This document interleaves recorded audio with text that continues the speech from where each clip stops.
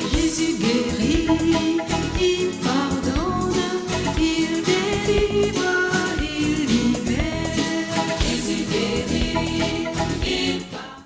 Bonsoir à toutes et à tous. Ce numéro de Vie transformée vous plonge au cœur de l'expérience d'un couple qui aspirait à une intimité, une relation profonde avec Dieu et qui était tourmenté par des esprits méchants et la maladie. Aujourd'hui, cette ténébreuse ou sombre page de leur histoire est conjuguée au passé grâce à leur rencontre avec le Seigneur Jésus-Christ. Ils sont donc sur le plateau de Vie transformée et nous sommes très heureux de les avoir car la RTVC, la chaîne de la Bible, a été le moyen par lequel Jésus est passé pour les rencontrer. Nous recevons donc pour vous, pour leur expérience, pour leur témoignage, le couple Tian.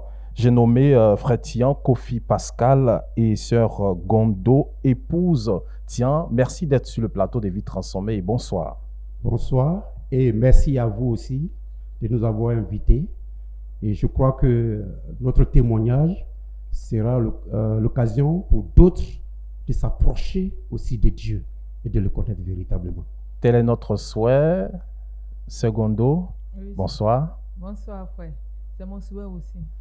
Merci beaucoup. Est-ce que vous allez bien? Oui, nous allons bien. Par la grâce de Dieu, tout va bien. Maintenant. Ok, nous allons bien. Donc, je suppose que vous vous portez tous bien. Ceci est la parole du porte-parole du couple.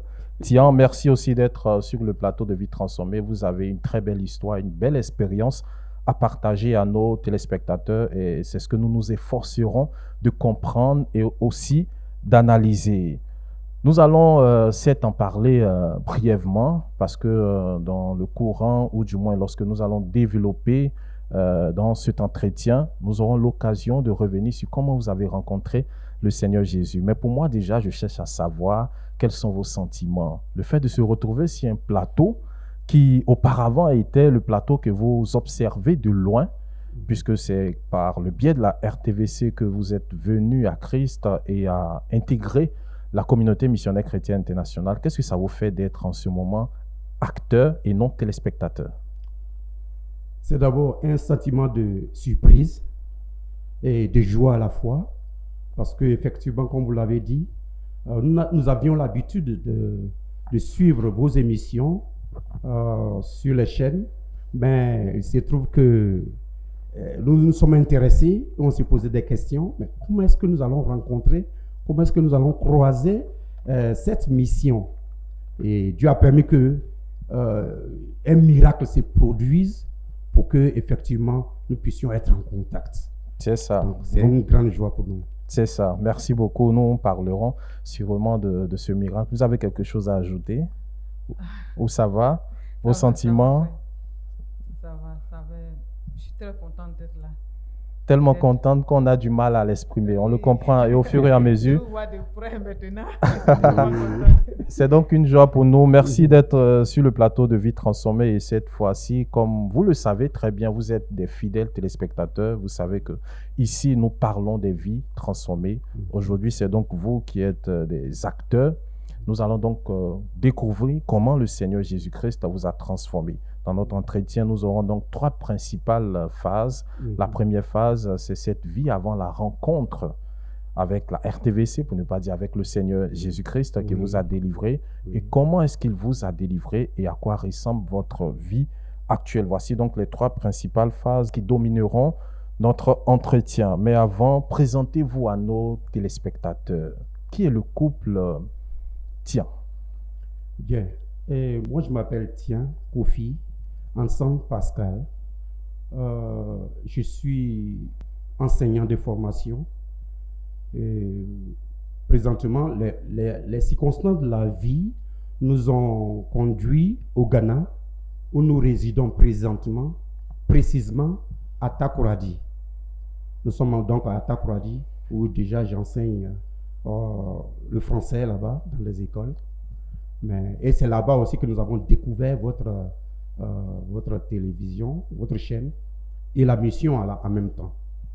Et ma femme, nous nous sommes mariés le 27 juillet 2009. Nous sommes mariés le 27 juillet 2009, il y a environ 15 ans de cela. C'est ça, bientôt. C'est ça, bientôt. Donc, par la grâce de Dieu, nous nous portons bien. Et elle aussi, elle va se présenter. C'est ça. Et cette fois-ci, il ne jouera pas le porte-parole, hein, donc on vous Oui. écoute. Moi, c'est la sœur Gondo Mawa Yolande, épouse Tien. D'accord. Je suis éducatrice préscolaire. Et nous vivons, comme il a dit, nous vivons à Takoradi, au Ghana là-bas. C'est là-bas que nous vivons. Ah, nous sommes heureux donc que cette chaîne ait pu toucher des habitants de Takoradi au Oui. Ghana. Oui. Et donc, déjà, nous poursuivons. Vous êtes donc rencontrés, ou du moins, cela fait 15 ans que vous êtes mariés. Est-ce qu'on peut en savoir plus sur comment vous êtes rencontrés? D'accord. Disons que dans notre église, nous étions auparavant dans une communauté de la place. Et là-bas, nous chantions, nous étions en même temps dans la chorale. Et c'est à l'église, dans la chorale, que nous sommes connus. Et Dieu a permis que nous puissions, nos relations aboutissent au mariage. Voilà, sans trop rentrer dans les détails, voilà, nous sommes connus dans une communauté où nous étions ensemble dans la chorale. Voilà. Ok, une histoire donc qui date de près de 15 ans. Près de 15 ans. Ok. Et là donc, nous continuons toujours et nous entrons dans le vif de notre entretien. Mhm. Nous voulons donc savoir à quoi ressemblait votre vie avant de regarder ou de tomber sur une émission ou un contenu de la radio-télévision Voix de la Croix. La parole tout d'abord au monsieur, au frère Tien. Voilà. Et il faut dire que je suis né dans une famille, dans une grande famille. Et déjà très tôt, j'ai entendu parler de Dieu. Et on ne peut pas entendre parler de Dieu sans avoir aussi entendre parler de l'enfer et du paradis. C'est ça. Et comme ça, c'est la description de l'enfer qui m'a poussé à chercher Dieu, déjà très tôt. C'est vrai que j'étais encore jeune, j'étais petit, et on me citait un exemple. Et j'étais très exemplaire, j'étais très serviable. Tout ce qu'on me demandait de faire, je faisais. Contrairement aux autres enfants de la maison. Et tout le monde m'estimait quand même. Mais malgré tout cela, il sentait qu'il y avait un vide en moi. Il fallait chercher Dieu. Et surtout chercher comment éviter l'enfer. C'est ça. Parce que la description qu'on a faite, est un étang de feu, un lac de feu qui ne s'éteint point. Et les hommes s'y retrouvent. Et ça n'a point de mi-temps. C'est continuel. J'ai dit, mais qu'est-ce qu'il faut faire? On dit, c'est là qu'iront tous les pécheurs. Or, très petit, je sentais que j'étais pécheur. Je ne commettais pas de grands péchés, mais malgré tout cela, ma conscience me disait que je n'étais pas propre aux yeux de Dieu. D'où il fallait chercher la solution pour pouvoir, la solution de cet enfer. Et comme ça, on m'a dit que lorsque une tierce personne tue l'autre, ce dernier se charge de ce péché et l'autre est libre, il va au ciel. Il évite l'enfer. Du coup, étant petit, je me promenais dans des coins noirs, dans des coins sombres, histoire de trouver quelqu'un qui pourrait me tuer, qui se charge de mes péchés pour que moi, je parte au ciel. Et lorsque je reviens à la maison et que je trouve personne pour me tuer, j'étais malheureux. Parce que pour moi, mes péchés étaient toujours là. Je cherchais quelqu'un pour porter mes péchés. Où est-ce que vous avez entendu cette histoire? Les gens disaient, c'est un ami à l'école qui me l'a dit. Un ami à l'école qui dit, ah, lorsque quelqu'un te tue, il se charge de tes péchés, il prend tes péchés et toi tu es libre, tu peux aller au ciel. J'étais tellement obstiné par la délivrance de l'enfer que j'ai tenté cela aussi. Mais Dieu merci, je n'ai pas trouvé quelqu'un pour me tuer. Vraiment. Ce serait l'enfer direct. Parce que je ne savais pas qu'il y a une seule personne qui s'est chargée de nos péchés, à savoir Jésus-Christ de Nazareth. Et donc, à quel moment on vous a parlé de ce Jésus? Justement, à l'âge de 11 ans, mes frères et moi, nous étions en promenade nous avons vu un groupe qui chantait et qui prêchait l'évangile. Nous nous sommes approchés et les chants d'abord nous ont attirés. Nous nous sommes approchés et nous avons entendu l'évangile. Et après cela, ils nous ont invités dans leur lieu de culte. Et nous sommes partis, mes frères et moi, nous sommes partis. Le dimanche qui a suivi, il y avait un service de baptême. Ils nous ont baptisés. Mais mes deux frères, eux se sont retenus. Après ça, ils ne se sont plus intéressés. Mais moi, je me suis dit, non, ce acte que je viens de poser, à savoir le baptême, il faut que je continue pour en savoir plus. Qu'est-ce que ça représente? Et donc, moi, je me suis attaché à ce groupe et j'ai continué de fréquenter leurs réunions. Et c'est à ce moment-là que je découvre que c'est Jésus seul qui s'est chargé de nos péchés et que c'est lui seul qui peut communiquer la vie. J'ai dit, waouh, voici comment à ce moment-là, à l'âge de 11 ans déjà, j'ai donné mon cœur à Jésus, j'ai accepté Jésus, et il a transformé ma vie. Un message qui t'évite la mort. Qui m'évite la mort. Waouh, j'étais content, c'était la plus grande joie. J'ai dit, enfin, j'ai rencontré celui qui seul est capable d'affranchir quelqu'un de l'esclavage du péché et de la peur, de la géhenne, de la mort et de l'enfer. Et ce repos tant recherché, vous l'avez trouvé? Oui, ce repos tant recherché, je l'ai retrouvé. Non seulement sur la terre, j'ai ce repos, mais après ma mort, je sais que je vais éviter l'enfer. Et ça, c'est une certitude.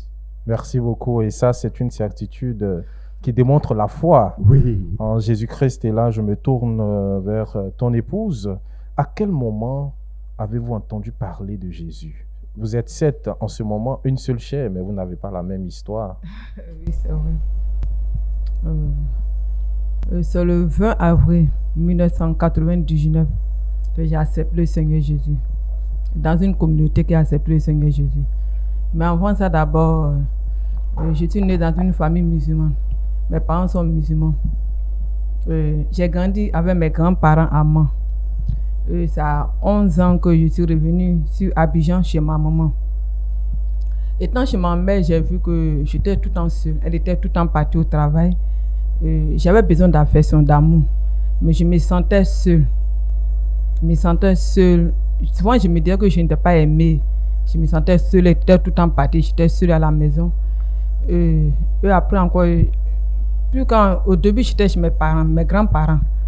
Là-bas, mon grand-père était là, ma grand-mère. Mais arrivé chez maman, les choses étaient un peu différentes. Elle n'était jamais là, j'étais tout le temps seule. Au point que je me sentais toujours seule. Mais mon gros problème, c'est que depuis le temps chez mes parents, c'est que souvent, les nuits, je faisais souvent des songes où j'étais je me sentais, on me poursuivait, je sentais mon âme quitter mon corps, j'étais tout le temps tourmentée les nuits. Je suis revenue ça chez maman aussi, je l'ai expliqué aussi, mais elle, comme n'étant jamais là, elle ne s'occupait pas de tout ça.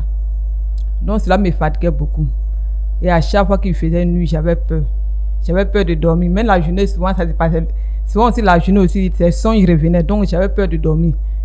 La nuit comme le jour. C'était ça mon problème. Donc à 15 ans, j'ai eu d'autres amis aussi. Puisque nous sommes d'une famille musulmane. J'ai côtoyé aussi mes camarades musulmanes aussi. Maman, elle ne priait pas. Donc j'ai côtoyé mes camarades musulmanes aussi à cette époque aussi. Donc ensemble, on partait consulter. Et je les expliquais mes problèmes. Elle dit non, ça c'est un petit problème. Allons chez les marabouts. Donc on partait chez les marabouts. On faisait toutes sortes de consultations. On partait partout. Je voulais être libre. Je fuyais ce problème. Cela pesait beaucoup sur moi. Mais à chaque fois que j'expliquais à ma maman, elle dit non, ça va passer. Ça va passer. Mais le problème était tout le temps là. Hop, avant chez mes grands-parents, on m'amenait voir les marabouts. On me lavait avec de l'eau. Ça se calmait, mais après le problème revenait encore. Donc arrivé chez maman, elle n'a pas ce temps de me laver, m'amener chez les marabouts pour me laver. Donc c'est moi je partais là-bas, on me prescrivait des médicaments, mais tout ça c'était tout le temps la même chose. Au point qu'arrivé un moment, à 17 ans, cela me fatiguait. Souvent je m'asseyais, mais c'est qu'elle a fait ça. Tout le temps, même quand il y a un décès au quartier, là c'était grave, là j'avais peur. Là la situation devenait encore plus compliquée. Puis que la nuit quand je me couche, celui qui est mort, je le voyais aussi. Donc cela me fatiguait. Et à chaque fois, il me disait, mais qui va me dériver de ça? Et tout le temps, je cherchais des solutions. Jusqu'au point qu'un jour, je suis partie avec l'une de mes camarades. À Bobo, derrière à Bobo là-bas. Et nous sommes partis voir un monsieur. Il m'a dit qu'elle nous a aidé. Il m'a pressé de ses médicaments, il a tout acheté.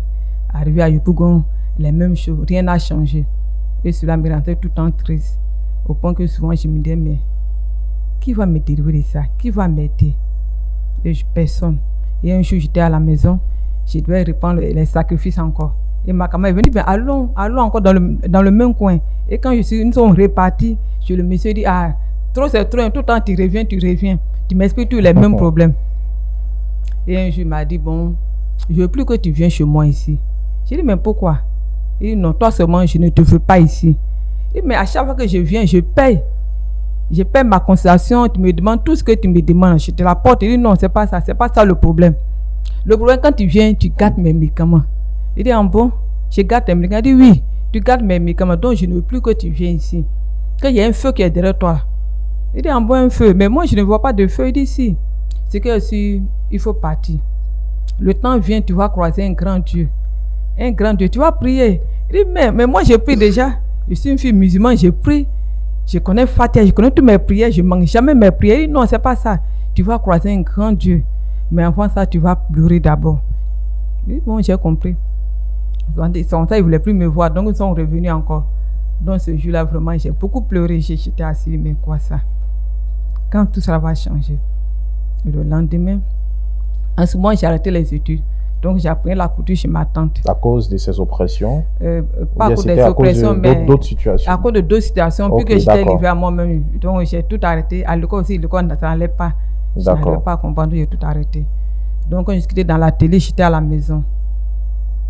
À midi, j'étais là. Puis qu'à 14h, oui, bon, je vais m'étendre un peu. Parce que la nuit, j'ai peur de dormir. La journée aussi, j'ai peur de dormir. Je dis, bon, la journée, je vais essayer encore pour voir si je peux dormir un peu. C'est ça. Et je suis rentrée dans la chambre et j'étais assise là. Et tout ce que les trucs que j'ai acheté des bonnets où je dois faire sacrifice. Chaque minute, je dois me rendre dans un carrefour pour faire des sacrifices là. Donc les trucs étaient là devant moi. Bonnet rouge, cola, Corée, tout ça était devant moi. J'étais derrière comme ça, puis j'étais fâchée. Je dis, c'est quoi ça? L'homme n'a pas l'argent. Tu es obligé d'acheter toutes ces choses pour aller déposer au carrefour avec de l'argent. Et quelqu'un d'autre va venir ramasser vous partir. C'est trop facile. Et ce jour-là, je n'avais pas d'argent sur moi. Et mais où trouver 1000 francs pour aller déposer au carrefour et toutes ces choses-là. Et ça m'énervait, puis j'étais fâchée. Et mais, on dit, il y a un Dieu qui est au ciel, qui nous entend. Mais tout, je prie, mais on ne m'entend pas. Hein. Et ce jour, j'étais fâchée, j'étais triste, pas de m'étendre. J'étais couchée au bord du lit, j'étais là. À midi, il était 14h. Et moi, j'ai bien vu l'heure 14h, je devais répondre. Mais il était 14h, j'étais couchée, découragée, j'étais couchée. Et tout à coup, j'ai vu une lumière. Une blanche lumière. La chambre éclaire à 14h. Une lumière, une forte lumière. Donc, je dis, c'est quoi ça encore? Mais je ne dormais pas, je suis assise là. Je n'ai pas eu peur, j'étais là, j'observais. Et la lumière pénétrait la chambre. La chambre qui est fermée. La lumière, une grande lumière blanche. Et à travers la lumière, j'ai vu un monsieur grand, blanc, en tenue blanc, bien beau, qui était dans la lumière, qui s'avançait plus proche de moi. Je n'ai pas peur, j'étais là. Et je regardais. Et quand il m'a vu, il dit, ma fille. Quand il a dit ma fille, mais ce qui m'a paru bizarre, je n'ai pas eu peur. Quand il a dit ma fille, je n'ai pas eu peur. Et j'ai senti que j'étais comme si je connaissais ce monsieur il y avait longtemps. C'est comme s'il était mon père. Et je n'ai pas eu peur. Quand il a dit ma fille, il a dit 2 fois ma fille. Ma fille, que ton cœur ne se trouve point. Crois en Dieu et crois en moi. Quand il a dit ça, j'étais tellement dans la joie. Et j'étais content. C'est comme si c'est mon père qui était là. Il dit que ton cœur ne te trouve point. Crois en Dieu puis crois en moi. Quand il a dit ça, au-dedans, il m'a dit, il n'y a pas de problème. Et puis il m'a dit encore, je t'aime. Je t'aime de tout mon cœur. Que depuis longtemps je t'aime. Je suis tout le temps avec toi, que je t'aime beaucoup. Et c'était pour la première fois que quelqu'un me disait que je t'aime. Wow. Ce je t'aime qu'il a tout eu cherché. Je me sentais tout eu seul. Mais lui, il est venu, il m'a dit qu'il m'aime de tout son cœur. Je t'aime beaucoup de tout mon cœur. Et quand il a dit ça, j'étais contente. Et j'ai dit dans mon cœur, voici quelqu'un qui m'aime. Vu que maman, elle fréquentait souvent les églises catholiques, elle avait plein de pubs dans la maison. C'est ça. Il a soulevé un Nouveau Testament. Quand il a touché le Nouveau Testament, soulevé il a soulevé le Nouveau Testament. L'homme en blanc. L'homme en blanc. Quand il a soulevé le Nouveau Testament, j'ai dit dans mon cœur, ah, tout ça c'est le moment où je ne comprends rien. Mais il a souri seulement. Et il a ouvert le Nouveau Testament. Et il a dit encore, crois en moi.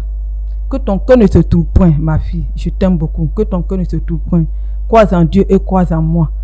Quand il a dit ça, et c'est comme s'il a pris ma main, il a déposé sur le Nouveau Testament. Et il m'a donné le Nouveau Testament. Mais il insistait toujours qu'il m'aime beaucoup. Que je t'aime, ma fille, je t'aime beaucoup. Il dit, ah, et dans mon cœur, je dis, mais si tu m'aimes beaucoup, il faut partir moi. Faut partir moi en même temps. Et il a dit, non, que le moment vient, le temps vient, où tu seras avec moi. Il Oui, c'est lisait pas- même dans ton cœur. Dans mon Oui. cœur. C'est ça. Moi, je parle dans mon cœur. Puis lui, il répondait. Il dit, le moment vient où tu seras avec moi. Il dit, dans mon cœur, il dit, c'est dans la cave, tu arrivé, il dit, non, que je t'aime beaucoup. Et comme il insistait, c'est comme s'il sentait en moi que moi, je veux forcément partir. Et il m'a demandé, qu'est-ce que tu veux? Quand il dit, qu'est-ce que tu veux? Il dit, dans mon cœur, il dit, que vraiment, je puisse avoir toujours la victoire sur mes ennemis. Pour être un jour auprès de toi, comme tu le dis là. On parle du ciel, là. Je veux être un jour auprès de Dieu. Je veux être auprès de Dieu un jour. Que c'est tout ce que je demande. Et Marie, il a souri encore. Il dit, je t'aime beaucoup, ma fille. Je t'aime, ma fille, je t'aime beaucoup. Et la lumière, au fur et à mesure, il partait. Et c'est comme ça. Et depuis ce jour-là, quand il est parti, j'ai senti une paix profonde en moi. C'est comme un fardeau qui s'est déchargé de ma tête. Et je suis sortie. J'ai ouvert la chambre, je regarde personne. Je sors, personne. Il dit, aïe, mais c'est quoi ça? Donc vous étiez seul dans la J'étais pièce. seule dans la pièce. Tout le temps seul, j'étais seule dans la pièce. Et je me suis habillée, j'ai commencé à chanter les chants d'église que moi, je suis musulman, les chants chrétiens, j'ai commencé à chanter les chants chrétiens. Et j'ai pris ma route, direction au travail. Et c'est comme ça que j'ai croisé le Seigneur Jésus. Et depuis ce jour, j'entendais une voix, une douce voix à l'oreille qui me dit tout le temps, c'est comme s'il est parti, mais la voix est restée dans mon oreille. Je t'aime, ma fille, je t'aime. Et c'est le mot je t'aime qui m'aidait à chaque fois. Et c'est comme ça que j'ai croisé le Seigneur Jésus. C'est ça. Donc on imagine que après cette rencontre, cette expérience, Et automatiquement et naturellement, Oui. vous étiez motivé par le fait de le voir, ou du Oui. moins de l'adorer, de le servir. Voilà, de le servir. Et c'est donc à partir de ce moment que vous avez intégré une communauté. Et c'est à partir de ce moment que, puisque j'entendais toujours la voix, qui me disait maintenant que je vais te conduire vers un frère qui va t'emmener à l'église. Il est à l'église et j'ai compris que c'est là plus qu'il m'a donné le Nouveau Testament. Mais j'ai pris le Nouveau Testament, il sortait ça et j'ai commencé à lire le Nouveau Testament. Et C'est c'est ça. là en lisant que j'ai compris maintenant que c'est Jésus. Mais le point jour qu'il est venu, j'ai su que c'était Jésus. Puisque j'ai fait l'église catholique. J'ai su que c'était Jésus. Puisque l'islam ne dit pas ces gens de trucs. J'ai su que c'était Jésus. Donc j'ai commencé à lire le Nouveau Testament et j'ai entendu la voix qui me dit, je vais t'emmener un frère qui va t'envoyer dans une église. Et c'est comme ça. Il m'a dit le jour, l'heure, tout. Il m'a dit le nom du frère. Et quand le frère est venu dans l'atelier là-bas, quand le frère m'est venu, j'ai su que c'est le frère qui venait. Quand le jour est arrivé, il m'a dit l'heure, 9h. Et effectivement, à 9h, le frère est venu dans l'atelier. Il m'a dit le jour, le nom, tout. Donc quand le frère est venu, il dit, je m'ai appelé, je sais. J'ai dit, on se connaît. Oui, si, on se connaît. Nous, on se connaît. C'est ça. Donc il a été envoyé par Dieu. Nous allons poursuivre tout à l'heure, cherchant donc à savoir que s'est-il passé par la suite. Surtout que ta vie était dominée par des oppressions. Ah oui. Donc on cherchera donc à savoir. On revient donc maintenant chez le frère Tian. Oui. Moi je constate que nos deux invités, pour ne pas dire le couple, Oui. ont un point en commun: aspirer Oui. au ciel. Oui. Toutefois, pendant que vous évoluez avec Christ, la vie sera marquée par des déceptions, sûrement qui remettra en cause votre repos. On cherchera aussi à savoir, dans le cas de notre sœur, nous nous efforçons pour évoluer. Parlez-nous un peu de cette rencontre. Certes, nous avons fini avec Jésus, la rencontre avec Jésus, mais vous intégrez une communauté et comment les choses se sont passées de sorte à revoir le repos que vous ressentiez au début. Oui. Nous avons intégré une communauté et personnellement, j'ai tout fait dans cette communauté. Pour ne pas avoir une confusion, c'est pas nous, c'est vous, Oui. c'est ça. Oui. Intégrer, ok. Je Je comprends pas tout. la CMCI.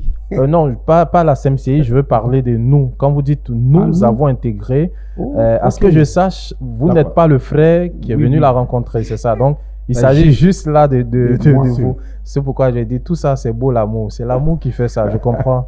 Donc, D'accord. on évolue lorsque oui, tu as rencontré D'accord, j'ai Jésus. rencontré Jésus dans une communauté et j'y ai beaucoup appris. J'y ai beaucoup appris. Et de l'âge de 11 ans jusqu'à pratiquement 8 ans en arrière, j'étais dans cette communauté. C'est dire que cette communauté m'a beaucoup donné, m'a C'est ça. formé, m'a forgé. Seulement, nous faisions face à un certain nombre de challenges que la connaissance que j'avais pu acquérir ne pouvait pas faire face à ça. Ne C'est pouvait- ça. oui, Un certain nombre de défis, Défis, auxquels, voilà. qui se présentaient à toi. Oui, qui s'est présenté à moi. À savoir la situation en famille, à la maison. D'accord. Par exemple, après 15 ans de mariage, il n'y a pas d'enfantement. Et ça, nous sommes allés à l'hôpital, nous sommes allés partout. À l'hôpital, on dit il n'y a rien. Absolument rien. Vous pouvez enfanter. Mais dans la réalité, tout est bloqué. On s'est dit non. Quand c'est comme ça, c'est que c'est spirituel. Il faut chercher la solution ailleurs. Ce n'est pas à l'hôpital. Et justement, tout le bagage, je dirais, religieux, toute la connaissance que j'ai pu acquérir auparavant, ne pouvait pas faire face à cela. J'ai dit, mieux vaut chercher une communauté où on met l'accent sur la délivrance. Parce qu'effectivement, il y a des communautés qui... je sais que dans la Bible, la mission de Jésus-Christ est tripartite. Lorsque Jésus dit dans Ésaïe chapitre 61 que voici, l'Esprit du Seigneur est sur moi, Mhm. il m'envoie pour annoncer la bonne nouvelle. La bonne nouvelle débouche sur le salut. Ça, c'est le salut. Ensuite, il m'envoie pour guérir. La guérison. Et la troisième partie de la mission de Jésus, pour délivrer Les captifs. les captifs. Voici les trois aspects de la mission de Jésus-Christ. Malheureusement, dans certaines églises, on s'occupe de la première, c'est-à-dire le salut. Maintenant, même la deuxième, c'est-à-dire la guérison, si peut-être tu es malade physiquement devant eux, ils vont prier pour toi. Mais la délivrance, les gens ne touchent pas ce point. Or, il est clairement dit dans la Bible que ces trois aspects-là doivent s'appliquer sur chaque âme qui vient à Jésus. Le salut, la guérison et la délivrance. Ce qui fait qu'il y a beaucoup qui sont convertis, mais ils traînent beaucoup de casseroles dans leur vie parce que la délivrance n'a pas suivi.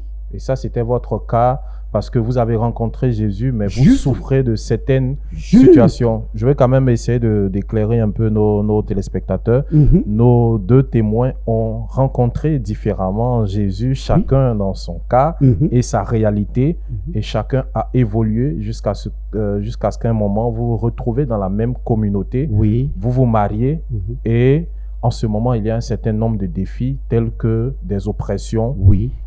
tels que la maladie. Donc, Oui. notre témoin en ce moment est en train de relater, Mhm. c'est bien ça, Oui, oui. c'est-à-dire un cas d'un manque d'enfantement, du Manque moins de- la stérilité, Oui. qui n'a pas de justificatif médical Oui. ou du moins médicaux. Oui. Donc, en ce moment, il y a aussi les cas de déception Oui. dont vous vivez. Oui. Est-ce que vous pouvez en parler un peu, Justement, il y a des cas de déception. sans entrer dans des Oui, bien détails? sûr. C'est ça. Il y a des cas de déception. Par exemple, il y a des églises où nous sommes partis, nous avons été beaucoup déçus de ces églises-là. Et parce que elle et moi, comme vous l'avez dit tout à l'heure, il y a quelque chose qui nous lie. Nous avons un point en commun. C'est d'aller au ciel. Vous pouvez tout nous retirer, mais nous empêcher d'aller au ciel. Là, vous allez nous trouver sur votre chemin. Et même lorsqu'on se mariait, elle m'a dit, tu as un crédit avec moi. Moi, si j'ai un crédit avec toi, c'est que toi et moi, nous sommes condamnés à aider l'autre à aller au ciel. Donc, notre paradis, on ne joue pas avec. Vous pouvez prendre notre argent, tout ce que vous voulez. Mais aller au ciel, non, on ne joue pas avec. Donc, lorsque moi, je vais dans une église, lorsque nous sommes allés, par exemple, au Ghana, au début, on fréquentait notre église mère. Mais après, nous avons déménagé et nous sommes allés dans la grande ville, à Takoradi. Bon, là-bas, nous étions obligés d'aller dans d'autres églises. Et lorsque nous allons, on voit que le message qui est prêché là-bas, on ne met pas l'accent sur aller au ciel. Les gens s'occupent beaucoup plus d'autres choses, telles que l'argent, telles que autre chose. Quand c'est comme ça, mon âme ne s'y sent pas. Et donc, on se retire. Et plusieurs églises comme ça, on s'est retiré. Tenez, la toute dernière église même que nous avons fréquentée, finalement, puisque les autres nous décevaient, j'ai dit à ma femme, pourquoi ne pas retourner à notre église mère au Ghana? Je dis d'accord, il n'y a pas de problème. Nous y sommes allés. Et je vous assure, frère, que dans cette église-là, c'était pire. C'était pire pourquoi? Parce que chaque fois que nous allons à l'église, il y a des démons qui viennent nous menacer à la maison, dans nos rêves. Toi et ta femme, qu'est-ce que vous venez chercher dans notre église? Ainsi parlent les démons. Je dis, attends, qu'est-ce que c'est que ça? Je dis, non, c'est notre église mère après tout. Là où nous sommes convertis, à chaque fois qu'on va à l'église, les démons viennent nous menacer. Qu'est-ce que vous venez chercher dans notre église? Finalement, c'est assis, on dit, tiens. Est-ce que votre épouse avait les mêmes songes ou du moins des songes similaires?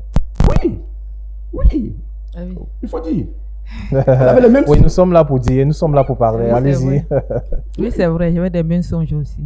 Les mêmes songes. Donc, en plus de la stérilité qu'on n'arrive pas à justifier, Oui. il y a aussi un problème de la parole de Dieu, la connaissance, Oui. ou du moins la priorité. Oui. Mais en plus de cela, il y a aussi des démons qui vous visitent. Oui.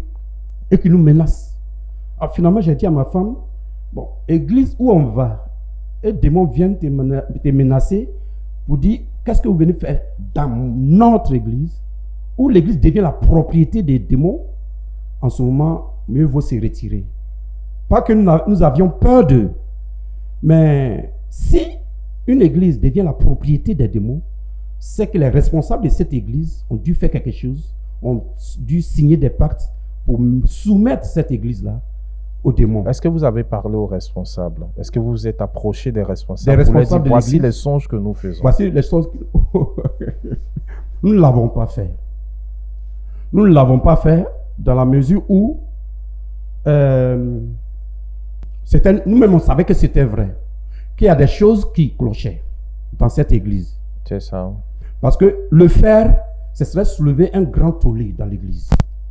Alors, pour éviter les histoires, ils sont dans leur organisation, nous sommes allés les trouver, on se retire, on les laisse dans leur organisation tranquillement pour ne pas chercher des histoires. Parce que généralement, quand c'est comme ça, toi tu vas aller parler de cela, ils vont se décharger sur toi. Ok, il y avait sûrement, tel que vous parlez, certains aspects physiques qui vous laissaient perplexes. Oui. Même bien en sûr. plus des songes, mais il y avait certaines observations que Oui, vous oui, faites. oui. Et c'est vrai. C'est ça. Donc, qui confirmait Qui plus ou confirmait moins justement. ce que vous avez dans les songes. Donc, Oui. pour une question de paix, Voilà. vous avez laissé les choses ainsi. Juste. Poursuivons, il y avait encore là la maladie. Et là, nous allons donner la parole à votre épouse qui va nous parler de cette période dominée par la maladie, dans votre cas. Mhm. Quand on m'a arrivé à Takoradi, c'est arrivé avec mon époux. Ce qui m'a frappé un peu à Takoradi, c'est qu'il y a beaucoup de fous là-bas. Il y a beaucoup de fous, des enfants, des jeunes, des vieillards. Et quand souvent je me rendais au marché, les fous et les folles me demandaient de l'argent. Donc je donnais aussi. Je donnais de l'argent, du pain, tout ce que j'avais, je donnais aussi à ces fous. Dans le quartier où nous habitons, il y avait un autre fou aussi qui était là-bas aussi. Il est fou, mais pas en tant que fou. Il est un peu malade. Vous l'avez dit, disons que c'est un monsieur c'est un clochard. D'accord. Oui, il vit des aumônes. Il demande l'argent pour manger. Et ce monsieur, il est déformé. Il a une forme de S, la lettre S. J'ai jamais vu quelqu'un, un être humain comme ça. Il est déformé. Et il est édenté, il a une grosse tête, il est légèrement bossu. Et puis ses pieds sont tordus. Quand vous le voyez, sérieusement, il est affreux. Donc, elle va continuer. D'accord. Donc, je disais que c'est ce que je faisais souvent. Mais arrivé à un moment, j'ai senti que j'ai eu une forte migraine. Là-bas, tout a commencé, une forte migraine. Et à ce monsieur aussi qui a fait des dons. Parce que tout à l'heure, je voulais revenir lorsque tu dis c'est ce que je faisais souvent. Qu'est-ce que tu faisais? Oui, rendre service aux gens, aux fous, aux malades. Les assister financièrement. Les assister financièrement, c'est ce que je faisais, c'était mon travail. Il y avait plusieurs fous à qui tu remettais de l'argent. Mais est-ce que lui particulièrement, tu avais une certaine assistance plus profonde? Oui, puisque lui, il habitait près de nous. Comme lui, il habitait près de nous, donc en tout moment, je le voyais. Quand lui me voit aussi, il était plus proche. Non, à chaque fois qu'il me voit, mais il me voit venir, il court, l'attente, il court, il vient vers moi. Donc pour lui, je l'assistais beaucoup. Je l'assistais beaucoup. Et un jour, il y a une forte migraine qui m'arrivait une nuit. Et c'est depuis ce jour que j'ai commencé à sentir des mal. C'est comme si ma colonne vertébrale s'est déplacée. Ma colonne vertébrale. Après, mes reins, souvent les migraines, c'est comme ça la maladie a commencé. Au point qu'arrivé moi, je n'avais même plus à m'asseoir, à me coucher. Et une fois, j'ai dit à mon mari que comme ça, c'est ainsi, comme c'est trop, je veux qu'on se rende à l'hôpital. Il m'a dit, il n'y a pas de problème. Nous sommes partis à l'hôpital. Ils m'ont pressé des médicaments. Je suis revenu une fois, deux fois. Troisième fois, il dit, mais tout le temps, on s'en va là-bas. Il dit, non, il faut qu'on parte là-bas. Arrivé, le médecin m'a dit, bon, madame, que peut-être que comme vous êtes âgée, vous tendez vers la ménopause, quoi, vous êtes penché, mais j'ai mal, je suis penché. Puis que me voit, je suis penché. Je n'arrive pas à me dresser, même. Il dit, peut-être que quand vous tendez vers la ménopause, mais ménopause. Tous ces moments, ils sont là-bas, donc elles sont penchées alors. Et il a commencé à nous sommes rentrés. Les mêmes choses. Donc la maladie t'avait donné une certaine forme. Une certaine forme. Souvent, moi, je rêve, dans le rêve, je suis tordu. Je suis sur le côté, je marche. Mais souvent, en plein journée, j'ai des visions, même. Comme moi, je me vois marcher, pencher, même. Pencher. Donc, après, moi, il n'a même plus à m'asseoir, même. Je donnais des cours aussi à domicile à des enfants, des Français. J'ai remarqué que les enfants aussi ont remarqué ça. Fait souvent, quand il arrive, la petite fille, elle me demande, madame, mais pourquoi tu marches comme ça? Madame, tu es malade? Il dit, non, ma chérie, je ne suis pas malade. Il dit, si, tu es malade. Il dit, non, je suis fatigué. Mais dis donc, mais tu viens d'arriver, tu es fatigué, mais tu viens d'arriver. Il dit, non, que je suis malade. Et bon, ça me peinait, mais ça me fatiguait. Je ne pouvais pas dire à la Française que non, je vais arrêter les cours avec ses enfants. Je ne pouvais pas dire ça aussi. Donc, je faisais l'effort de partir. Et ce qui m'effrayait encore, après moi, j'ai commencé à être nerveuse. Tout m'énervait. Plus que je prie, on prie. Tout le temps, le mal est là. Donc, tout m'énervait. Mais c'est quoi? Jésus m'entend même plus, mais quoi? La Bible dit que mon corps, le temple du Saint-Esprit. Mais le temple du Saint-Esprit qui est penché, qui est tout le temps malade, c'est pas normal. Et cela m'énervait. Et je faisais des rêves. Souvent, je rêvais des songes. Je faisais des songes. Les fous que je rendais souvent des services là, me menaçaient souvent dans le songe. Et moi, je dis, moi, ne me menace pas. Un jour, donne à moi pour me menacer. Tu reconnaissais leur visage, c'est ça? Je reconnaissais les visages. Souvent, qu'ils m'ont marché, je les vois là-bas. Donc, ils viennent me dire, mais moi, je vous donne de l'argent et pour me menacer en songe. Donc, cela me paraissait un peu bizarre. À chaque fois, j'expliquais ça à mon époux. Il dit, oh non, il faut laisser, il faut la laisser. Il faut la laisser, cela me rendait. J'étais tout en malade. J'étais fatiguée même. Et ça me fatiguait. Je priais. C'est ça. Est-ce que c'est la même observation? Les élèves ont constaté que madame était en train de pencher. Quelle était l'observation que... Et même quand sa maman était malade, elle est venue pour rendre visite à sa mère. Sa mère l'a regardé et puis dit, il faut dire ça. En avril 2023, maman m'a appelé qu'elle est malade, elle est sérieusement malade. Donc je suis partie. Comme je suis l'aîné, nous sommes deux. Je suis l'aîné, je suis partie. Je suis arrivé mercredi. Le jeudi, Jeudi matin, vers les midi, elle m'a appelé, viens. Je suis venu, elle dit, mais moi, je suis malade, mais pour moi, c'est pas comme je dois. Pourquoi tu es tordu comme ça? Tu n'as pas remarqué quand tu marches, tu es tordu, tu es penché. Tu n'es pas comme ça d'habitude. Il dit, moi, je ne sais pas que je suis malade. Mais où tu es malade? Je suis parti à l'hôpital, ils m'ont pressé des médicaments, mais ça ne va pas. Moi, quand je marche, je me sens que je suis tordu. Et puis, elle a commencé à s'inquiéter pour moi. Elle dit, mais si à quelque chose, il faut dire, mais moi, je ne sais pas, il n'y a rien. C'est moi que je sens les douleurs, les nuits, moi, je n'arrive pas à dormir, tout ça. Là. Elle a appelé ma petite soeur, elle est arrivée, elle vient. Ta grande soeur ne me dit pas la vérité. Elle aussi, elle est venue. Elle dit, ouais, mais pourquoi tu es tordu comme ça? Donc, moi, ça m'effrayait. Et j'ai commencé à avoir peur. Quand je marche, mais les gens me regardent, je sens que les gens me regardent, ils veulent me demander, mais ils n'arrivent pas à me demander. C'est-à-dire que tout le monde observe. Que tu es tordu. Que je suis tordu, que je me déforme de jour en jour.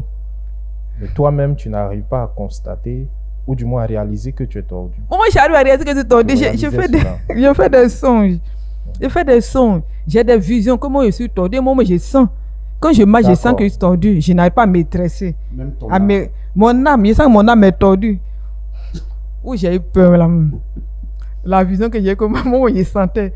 Je sentais au-dedans de moi que mon âme est tordue. Et j'ai eu peur. Et j'ai commencé à m'inquiéter, Seigneur. Qui va me soigner?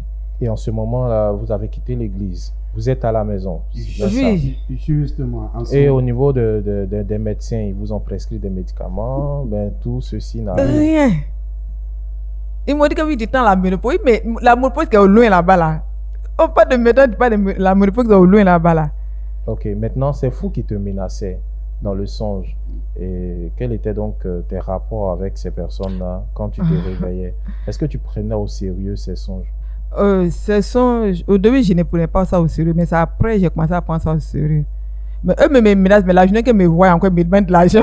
Donc je prenais pas, moi je ne prenais pas ça au sérieux. Au contraire, après moi j'étais nerveuse, mais ça ne m'empêchait pas de donner. Parce que moi, je me dis à chaque fois, je priais dans mon cœur, à chaque fois je les vois, je prie pour eux.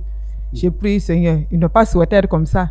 Donc, ce n'est pas leur faute. Donc, moi, je les assistais. Je n'arrêtais pas ça. Et pendant cette période, quel était l'impact au niveau de la famille, ou du moins dans votre maison, surtout pour les travaux domestiques et autres? Est-ce que tout ceci a été impacté? Tes mouvements ont été limités? Oui. Oui, au niveau de la famille, je n'avais même plus à faire quelque chose. À un moment, je ne pouvais rien faire. C'est mon époux qui faisait tout. Quand il descend du service, il fait le marché, il vient, il fait la cuisine, il fait tout à la maison. La lessive, c'est lui pratiquement, c'est lui qui faisait tout à la maison. Moi, arrivé, moi, je ne pouvais rien faire. Même aller donner les cours là-bas, c'était difficile. Je n'arrivais pas. Dieu merci, un jour, la dame m'appelle pour dire, Yolande, on va en congé. Je dis, Dieu merci, vous partez en congé. Moi, on se retrouve dans 3 mois. Et cela m'a arrangé aussi. Donc, je ne pouvais rien faire. Maintenant, arrivé un moment plus que j'étais nerveuse, mon époux, les soirs, quand il descend, il allume la télévision comme d'habitude. Il zappe les chaînes. Moi, quand il allume la télévision, je suis fâchée, même à ça dans mon coin là-bas.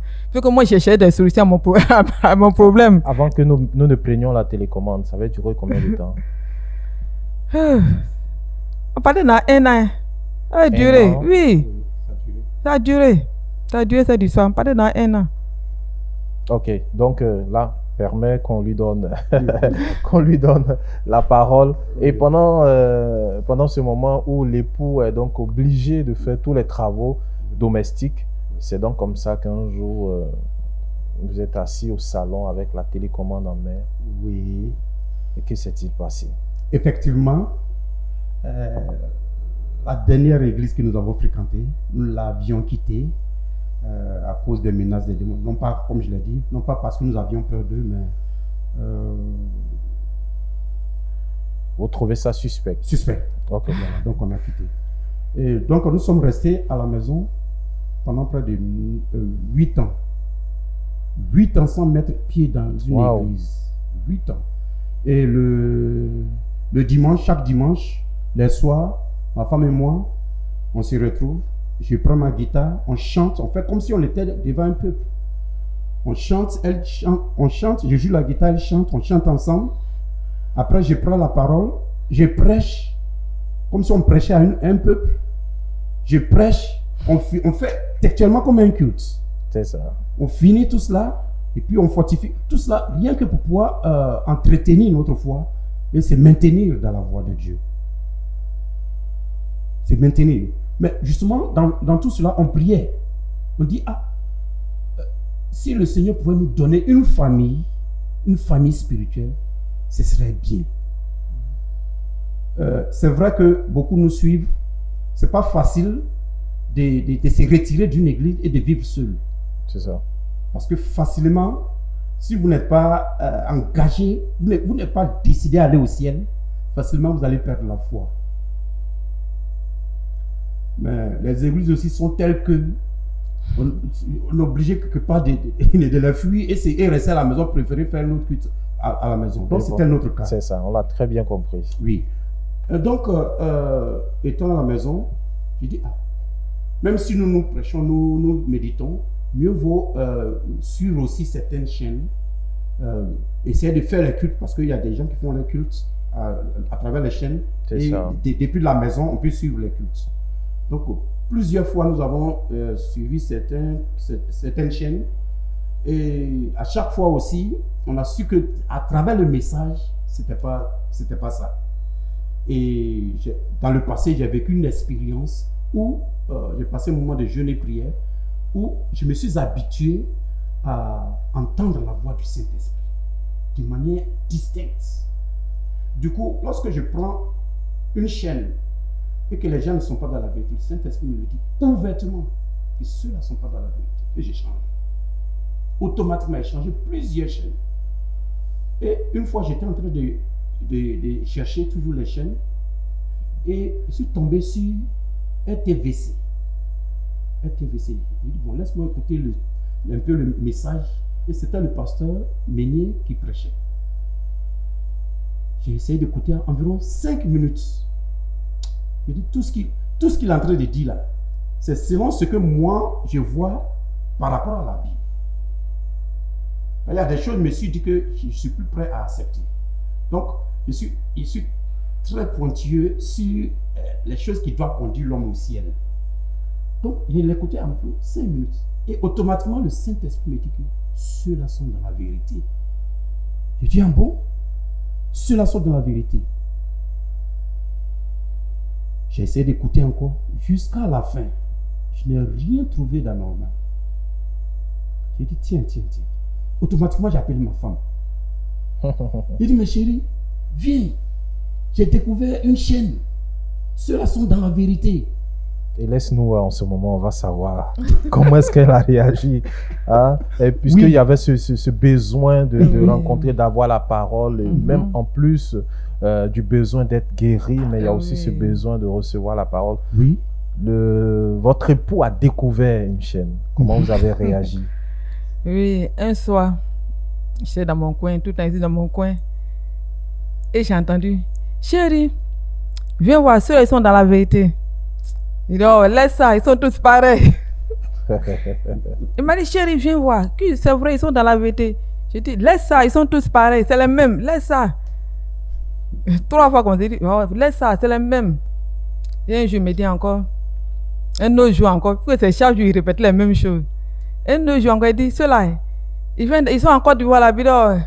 Qui a-t-il de bon en Côte d'Ivoire? Laisse ça, ils sont tous pareils. J'ai pensé que je vais mentionner la Côte d'Ivoire pour la motiver à venir suivre l'émission avec moi. C'est ça, mais grande fuite ta surprise. Ma surprise. Ou du moins ta déception. Ma déception. Elle dit, qui a-t-il de bon qui puisse venir de la Côte d'Ivoire? Et ce qui suppose que vous continuez toujours à regarder la chaîne. Qu'est-ce que vous découvrez sur la chaîne? La première des choses que j'ai découvertes, c'est que ma manière de comprendre la Bible, c'est exactement ce que j'ai trouvé là. Parce que le salut, d'accord, guérison, d'accord, mais délivrance, on nous a toujours rabâché quand une fois tu es chrétien, tu n'as plus besoin de délivrance et tout ceci. Nous, on était habitués à ça. Mais finalement, à force de lire la parole de Dieu, je me suis dit non, qu'on a besoin de délivrance. Et il se trouve que voici une chaîne qui parle aussi de délivrance, de brisement des liens et tout ceci. Il dit tiens. Ça me va droit au cœur. Parce que c'est exactement ce dont j'ai besoin. C'est ça, et surtout que c'est un besoin. Votre vie, avec toutes ces oppressions. Oui, malgré notre salut, nous avons eu le salut. Mais on prie, elle n'est pas guérie, elle est tordue. Vous aspirez au ciel sur tout ça. Surtout au ciel. Vous vous efforcez à travailler votre vie en vue de présenter à Dieu une vie parfaite. Juste. Mais vous souffrez avec ces Juste. oppressions démoniaques. Bien. Mais on souffrait par des oppressions démoniaques. Il dit, mais voici une chaîne qui va dans le même sens que moi-même je veux. Alors pourquoi ne pas essayer? Donc, franchement, la première des choses pour moi, c'était de convaincre madame à suivre la chaîne. Donc, au début, j'ai eu beaucoup de mal à le faire. Mais c'est elle-même, plus tard. Et là, on va découvrir, c'est Voilà. elle-même qui te tirait plus tard. Voilà, c'est elle-même maintenant qui va me tirer. Donc, nous avons découvert la chaîne. Elle nous a fait du bien, moi particulièrement. Alors, elle me faisait du bien. Les chants étaient inspirés. Tout ce qui s'y passait. Les témoignages, beaucoup de témoignages d'ailleurs, qui nous fortifiaient. Je dis, ah, tiens. Moi, je me fortifiais seul. J'ai tellement souhaité qu'elle vienne se joindre à moi pour qu'ensemble, on puisse se fortifier, mais elle était hésitante. C'est ça. Et il va arriver un jour où tu vas céder. Oui. Comment s'est-il passé? Un jour, à chaque fois, ils répétaient les mêmes choses. Ils sont dans la vérité, ils sont dans la vérité. Et tout le temps, je répétais, oh, laisse ça, laisse ça. Et un jour, j'ai dit, bon, comme tout le temps, il insiste. Et un jour, la terre m'a insisté. La terre m'a insisté. J'ai dit, bon, comme tout le temps, il insiste, je vais voir quand même pour lui faire plaisir. Et quand je voulais tourner ma tête, pour plus que j'étais dans un autre coin du dos, pour que la trésor se trouve devant là-bas, il faut que je tourne. Je voulais tourner, j'ai entendu une voix qui me dit, pourquoi même, pourquoi tu es tourné? Des bêtises qui sont en train de faire là-bas. Tu vas regarder ça pourquoi? Faut même pas regarder. Je dis, ah. Et il y a une douce voix qui me dit, mais il faut regarder. Est-ce que ton mari t'a une fois menti? Si ton mari dit qu'ils sont dans la vérité, ceux qui sont dans la vérité, il faut regarder. Et je veux tenir ma tête. Mais la voix là crie sur moi. Faut pas regarder. C'est les bêtises, c'est les conneries. Ils sont même pas dans la vérité, même. Et j'ai dit, mais c'est quoi ça? Et je me suis souvenu aussi. Quand ça insistait, ça me fatiguait. Je me suis souvenu que dans le passé, quand je devais accepter le Seigneur Jésus là, le pasteur disait simplement, dis oui, j'accepte Jésus. Et il y avait une grosse voix qui me fatiguait, qui me tourmentait, qui me dit non, ne dis pas ça, non, ne dis pas ça. Mais là, il y a une petite voix qui disait toujours, dis oui, j'accepte Jésus. Ce oui là, au moins 1 heure, 2 heures était là. Donc je me suis souvenu de ça et dit, c'est qu'ils sont vraiment de la vérité. J'ai tourné ma tête, et quand j'ai tourné ma tête, tout doucement, je regarde, j'ai vu RTVC. Quand j'ai vu la chaîne aussi, et j'ai vu le pasteur, j'ai vu un monsieur qui prêchait. Et c'est pas que c'est le pasteur, mais un monsieur qui prêchait. Après, il su maintenant il sait que c'est le pasteur Meunier.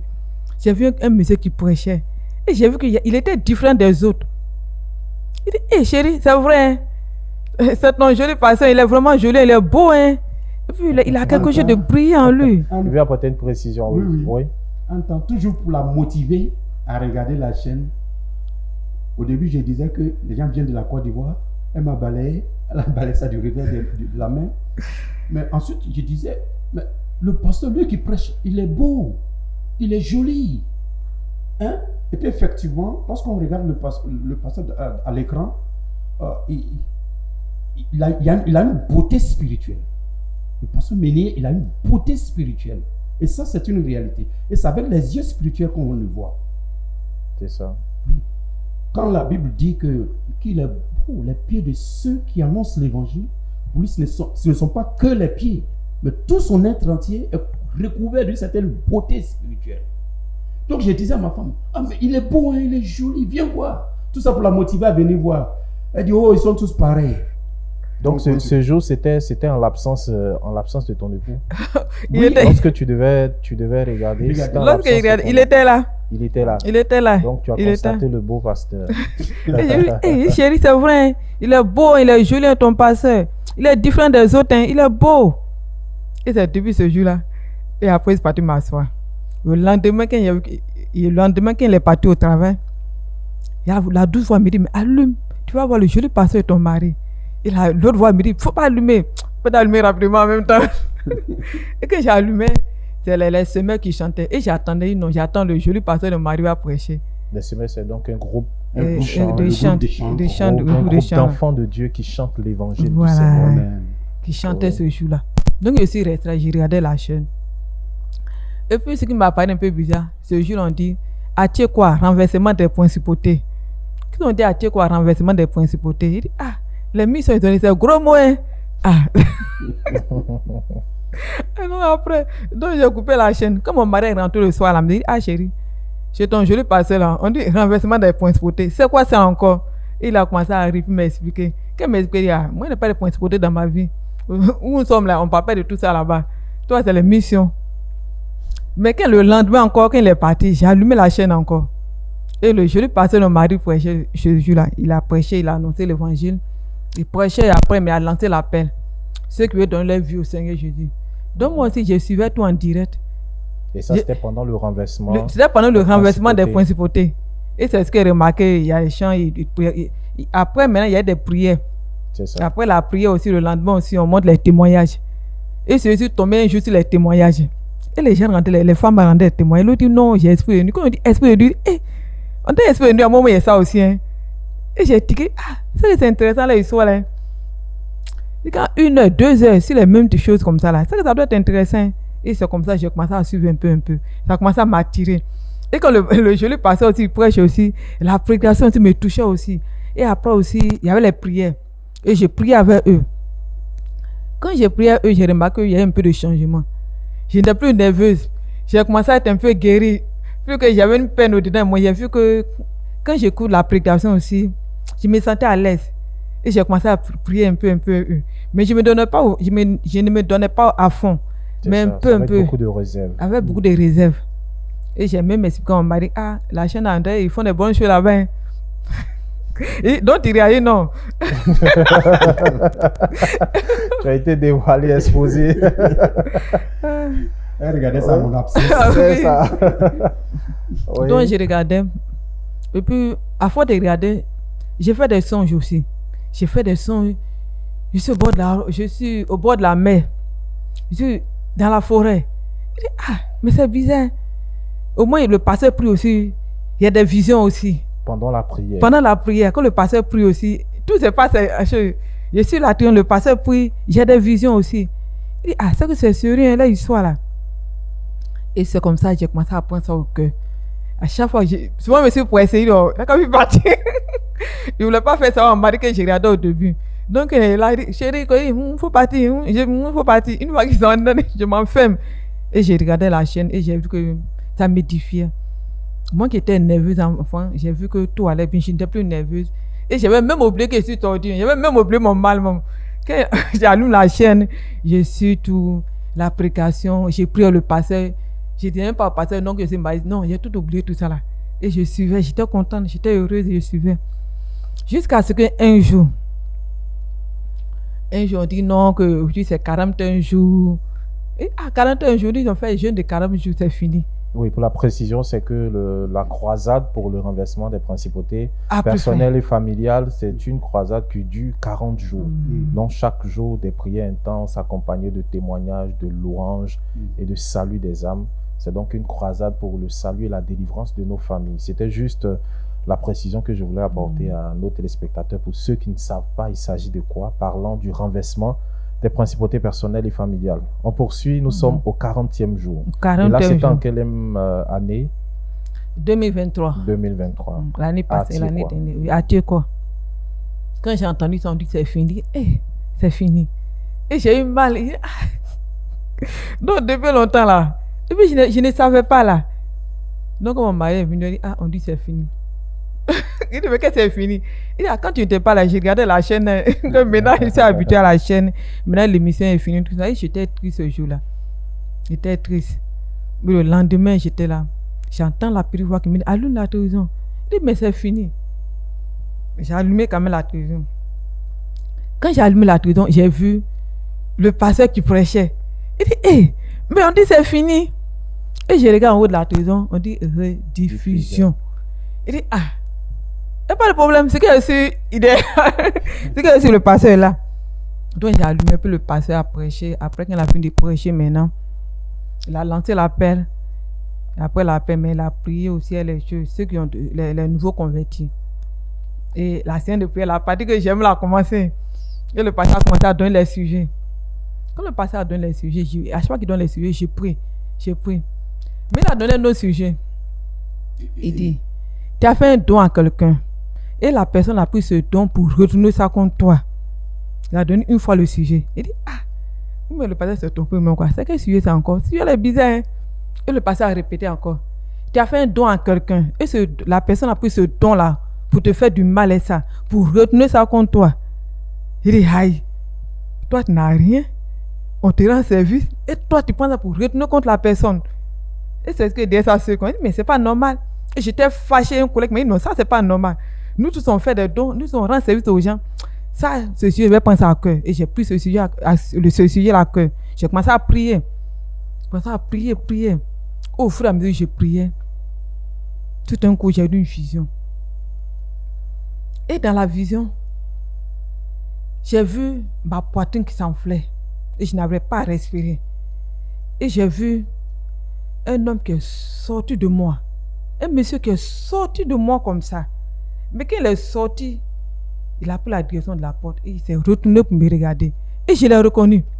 Quand il a dit, hey, mais il faut que dans ma maison ici. Il s'agit de quel monsieur? C'est qui? Il me faut que dans ma maison ici. Et j'ai reconnu ce monsieur. Et c'est le monsieur que j'ai fait les dons au quartier là. Le monsieur tordu là. En forme de S. En forme de S là. Il dit, mais il faut quoi chez moi ici? Et puis je dis, bon, après, j'étais tout dans la prière, on priait. Et après, le pasteur a arrêté la prière. Et quand le pasteur a arrêté la prière, les semeurs ont commencé à chanter.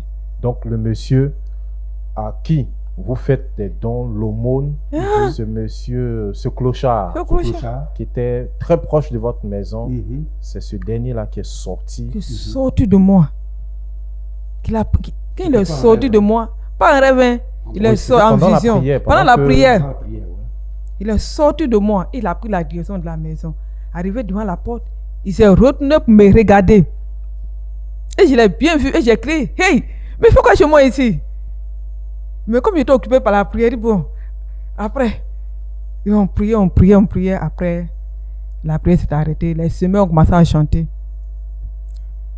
Et maintenant, j'étais tellement dépassé, mais lui, il fait quoi chez moi ici? Autant plus qu'il était tordu, il n'arrivait pas à marcher, il était assis, penché sur le lit là. Et après, je me suis bien dressé. Il a oublié que je suis dressé, il a oublié tout ça. Plus que c'est comme ça, j'étais penché, puis je priais. Il dit, mais lui, il faut quoi chez moi ici? Et puis j'ai éteint la télévision, je me suis levé. Je me suis levé. Et je me suis dirigé vers la cuisine. J'ai fait là au moins 2 assiettes là-bas. Je dis, bon, je vais faire la cuisine, comme mon mari doit revenir le soir. Et je me suis retourné, partais vers le frigo, dépassé la télévision, partais vers le frigo. Au moins, je vais attraper le frigo. Il dit, mais qu'est-ce qui se passe? Je me rends compte que, il dit, aïe, mais qu'est-ce qui se passe? Je me suis levé. Je me suis abaissé. Je me tourne. Tous les mouvements que tu Tous les mouvements que je ne pouvais pas faire, enfin, j'ai fait. Il fait tout. Il dit, aïe, attends, donc je suis guéri alors. Jésus-Christ. Donc je suis guéri. Donc le joli pasteur de mon mari a prié, je suis guéri. Ah putain, j'ai sauté de joie. Jésus-Christ. J'ai sauté de joie. Il dit, donc je suis guéri. Je suis parti pour mon portable. J'ai appelé mon mari. Chérie, ton joli pasteur m'a guéri. Mais j'ai vu qu'il n'entendait pas, ça sonnait, mais j'ai parlé quand il dit, ah, donc il est au cou. Hein. Je vais débrouiller le portable. Je me suis retenu pour m'asseoir tout doucement. J'allume la télévision encore. Il fallait manifester ta joie. Et c'est les semeurs qui chantaient. Et j'ai commencé à danser dans la maison. Crier dans la maison. J'ai oublié les voisins. Crier dans la maison, j'ai dansé. Et j'étais pressé. Après pratiquement 1 an de maladie. 1 an de maladie. Je revenais de redresser. J'étais tellement contente. Quand mon mari est rentré, il dit, chérie, qu'il est rentré, qu'il a sonné, qu'il a ouvert la porte, il dit, chérie, ton joli pasteur m'a guéri. Il dit, tu dis quoi, maman? Il dit, ton joli pasteur m'a guéri, tu ne me vois pas, regarde-moi. Il dit, bon, donc explique alors. Il me dit, attends, il dit, oui, que ton joli pasteur, il priait. Il a donné sujet de prière. Il dit, si tu as fait un don à quelqu'un, et que la personne a pris ce don-là pour retenir contre toi. C'est ce qu'il a dit. Et j'ai pris ça à cœur. Je dis que ce n'est pas normal. J'ai pris ça à cœur, j'ai prié. Et je suis guéri. Mais, le monsieur, lui qui est au quartier là, ton ami là, lui qui appelle ton ami là, Il est sorti de moi. Mon mari, tu dis quoi? Il était arrêté à côté de toi. Vous mettez dans la maison. Il dit, il est sorti de moi. Il dit, non, il ne faut pas dire ça. Il était à côté de toi. Et non, il n'était pas à côté de moi. Qu'il est sorti de moi. Il dit, il est sorti de toi. Il était dans la maison. Il dit, mais il ne peut pas venir ici. Nous sommes au 2e ici. Comment il peut venir ici? Et là, je suis pressé de savoir, est-ce que, juste après ça, est-ce que tu l'as vu physiquement? Oui, après ça, une semaine après, je l'ai vu. Je l'ai vu physiquement. Mais quand je l'ai vu, je l'ai regardé comme ça, j'étais étonné. Mais vu que de loin, lui, il m'a vu venir. Il était content. À chaque fois qu'il me voit, il est content. Il était content, il souriait. Plus qu'à chaque fois qu'il me voit, Il s'attend à recevoir quelque chose. Il était souriant, il était joyeux. Il est venu vers moi. Mais ce jour-là, je l'ai regardé comme ça, j'étais tellement dépassé. Je n'arrivais pas à comprendre. Il ne peut que donner que ce qu'il a. Mais je On sais ne peut même pas. donner que ce qu'on a. Et là, en ce moment, Frère Tian, Oui. l'épouse est redressée, guérie. Après plusieurs insistances, elle a fini par te rejoindre. Et voici comment Dieu a accompli un grand miracle dans sa vie. Que s'est-il passé? Est-ce que vous n'avez pas cherché à rencontrer par la suite le pasteur? Oui. Ou avez-vous décidé toujours de rester dans la maison pour le culte? Après sa guérison, après que ce monsieur soit sorti d'elle, C'est ça?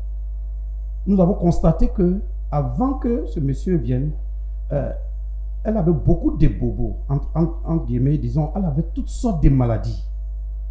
Mais en partant, le monsieur a ramassé tout pour partir. Toutes ces maladies. Toutes ces maladies pour partir. Elle avait des maux de tête. Très graves. Des maux d'yeux. Elle a été déjà opérée des yeux. Des maux d'oreilles. Maux de dents. La sinusite. Wow. Maux de ventre. Ulcère. Tous les maux qui existent, elle Elle en avait. elle avait ça. Mais en partant, bizarrement, tout est parti avec ce monsieur. Gloire à Dieu. Ça, on rend grâce à Dieu. La délivrance était authentique. Oui, c'est ça, une guérison authentique. Par conséquent, nous sommes dit non, il faudrait qu'on fasse tout pour rencontrer cette mission. Et sur la chaîne, nous voyons Les contacts. des contacts. Nous avons commencé à écrire les contacts. Et c'est dans le même temps qu'il y a une évangélisation, campagne d'évangélisation à Yopougon qui avait été lancée. Et c'est le pasteur Lombé qui expliquait cela. C'est Donc, ça. rapidement, j'ai pris son contact et je l'ai remis à mon épouse. Et je l'ai appelé. Depuis le Ghana, je l'ai appelé. Et il dit, que pasteur, je vais faire venir ma femme. Et puis, pour l'évangélisation. Et après, en fait, elle vient pour croiser le pasteur Meunier. Mais C'est ça. nous voulons utiliser votre campagne d'évangélisation. D'accord. Voilà, pour pouvoir entrer en contact avec lui. Il dit, il n'y a pas de problème qu'elle vienne. Voici comment elle est venue. Mais juste avant qu'elle vienne, les démons commencent à la menacer. Il dit, si jamais elle vient, ils vont brûler cette église. Les pressions ont commencé déjà, les oppressions ont commencé déjà là, depuis le Ghana, qui vont brûler l'église. Bon, nous avons tout fait, elle est venue. Effectivement, elle est venue à cette évangélisation. Lors de l'évangélisation, parce qu'il faut reconnaître qu'il y avait un problème de mari de nuit, elle était perturbée par des démons, tout ça. Ce n'était pas la simple guérison. C'est ça. Au-delà de la simple guérison, il y avait autre chose. Surtout que nous avons entendu parler du renversement des principautés, des brisements des liens et tout ceci. On s'est dit, mais tiens. Il vous faut ça. Qu'elle vienne. Ouais, voici comment nous avons tout fait pour qu'elle vienne. Et elle est venue. Et maintenant, pour venir à l'évangélisation, là-bas, déjà, elle est tombée. En pleine évangélisation, elle s'est retrouvée quelque part dans le noir, 4 pattes en l'air. Les esprits se sont Se sont manifestés. Et à sa grande surprise, elle s'est retrouvée quelque part en train de sort. Elle entendait les sorts sur elle. Et là, la précision, c'était maintenant physique parce que Justement. cette campagne à Yopougon, c'est ce qui est appelé le week-end de salut et de guérison. Et c'est même le pasteur Boniface Meunier qui en est l'orateur. Voilà. Et effectivement, là, ils ont prié pour elle. Il y a quelques démons qui sont partis déjà. Et la suite, là, allait suivre. Et finalement, elle devrait venir croiser le pasteur Boniface Meunier ici. C'est ça. Mais je vous assure qu'il y avait tellement d'oppression, le démon la menaçait. Ne va pas, ne va pas. Même le mini-car qu'on appelle communément Gbaka ici en Côte d'Ivoire, qu'elle a emprunté, les démons ont tenté à 3 reprises de faire tomber le mini-car. Et on l'a menacé, on dit voilà, nous allons tuer tous ceux qui sont dans ce mini-car à cause de toi. Et tu vas porter ça, ça va peser sur ta conscience. Elle dit, mais pourquoi? Elle dit non, ne va pas rencontrer le monsieur là. Ils disent le monsieur, parce qu'ils ont peur de prononcer le nom. Ne va pas le rencontrer. Il dit, mais comme elle le sait, elle dit, mais quel monsieur? Et puis les démons lui disent, toi-même tu sais. Parce qu'elle veut les amener à prononcer le nom, mais elle ne veut pas prononcer le nom. Toi-même tu sais. Donc, une première fois, elle venait dans le mini-car, les démons sont venus serrer elle son cou. Serrer son cou pour l'étouffer. Au point où il y a sa voisine qui a dit, ah, oui, chauffeur, il y a une femme qui est en train de mourir ici. Elle suffoquait pratiquement. Donc, ils ont garé le car à cause d'elle. Ils sont descendus et les gens l'ont soufflé. Finalement, elle a demandé aux gens de partir. Ils sont partis sans elle. Elle est restée là. Elle a marché le reste de la distance pour venir. Tout simplement parce qu'elle avait rendez-vous avec le pasteur Meunier Boniface. Et finalement, elle s'est attrapée à notre véhicule. Elle est venue. Une deuxième fois aussi, là, les démons voulaient faire tomber même le véhicule. Finalement, le chauffeur, tu sais, eux, ils consultent beaucoup. Le chauffeur a dit à son apprenti, mais il y a une femme dedans, il y a une personne dedans qui est en train de provoquer tout cela. À un moment, il a garé. Il dit, tout le monde descend. Parce qu'à 3 reprises, il a failli faire accident. Et pendant ce temps, les démons lui parlaient qu'on va tuer tout le monde pour mettre ça sur ta conscience. Et elle est descendue. Tout le monde est descendu. Finalement, elle a dit que les gens partent sans elle. Et là aussi, les gens sont partis sans elle. Elle a marché. Tout ça pour expliquer la résistance, les obstacles. Les obstacles. Sur son chemin.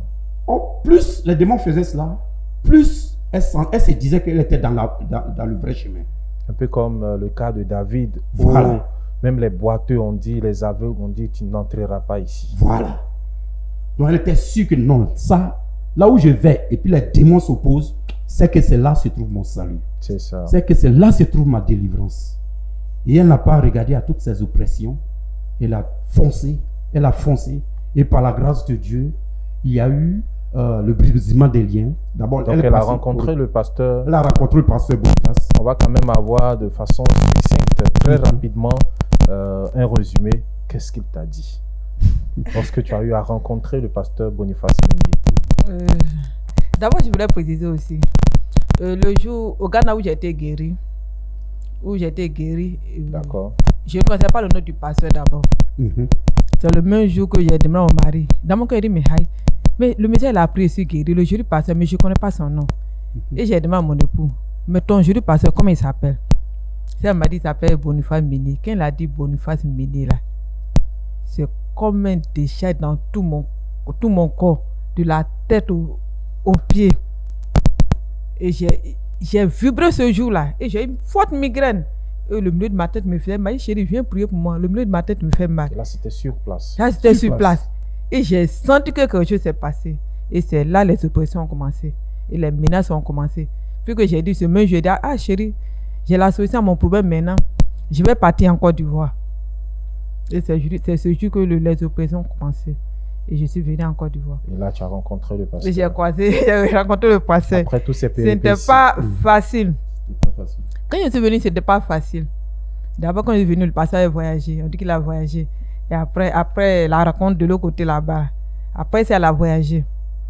Mais ce qui m'a plu, ce qui m'a beaucoup aidé quand je suis venu, c'est que quand je suis venu, j'ai croisé le pasteur Innocent Lombé.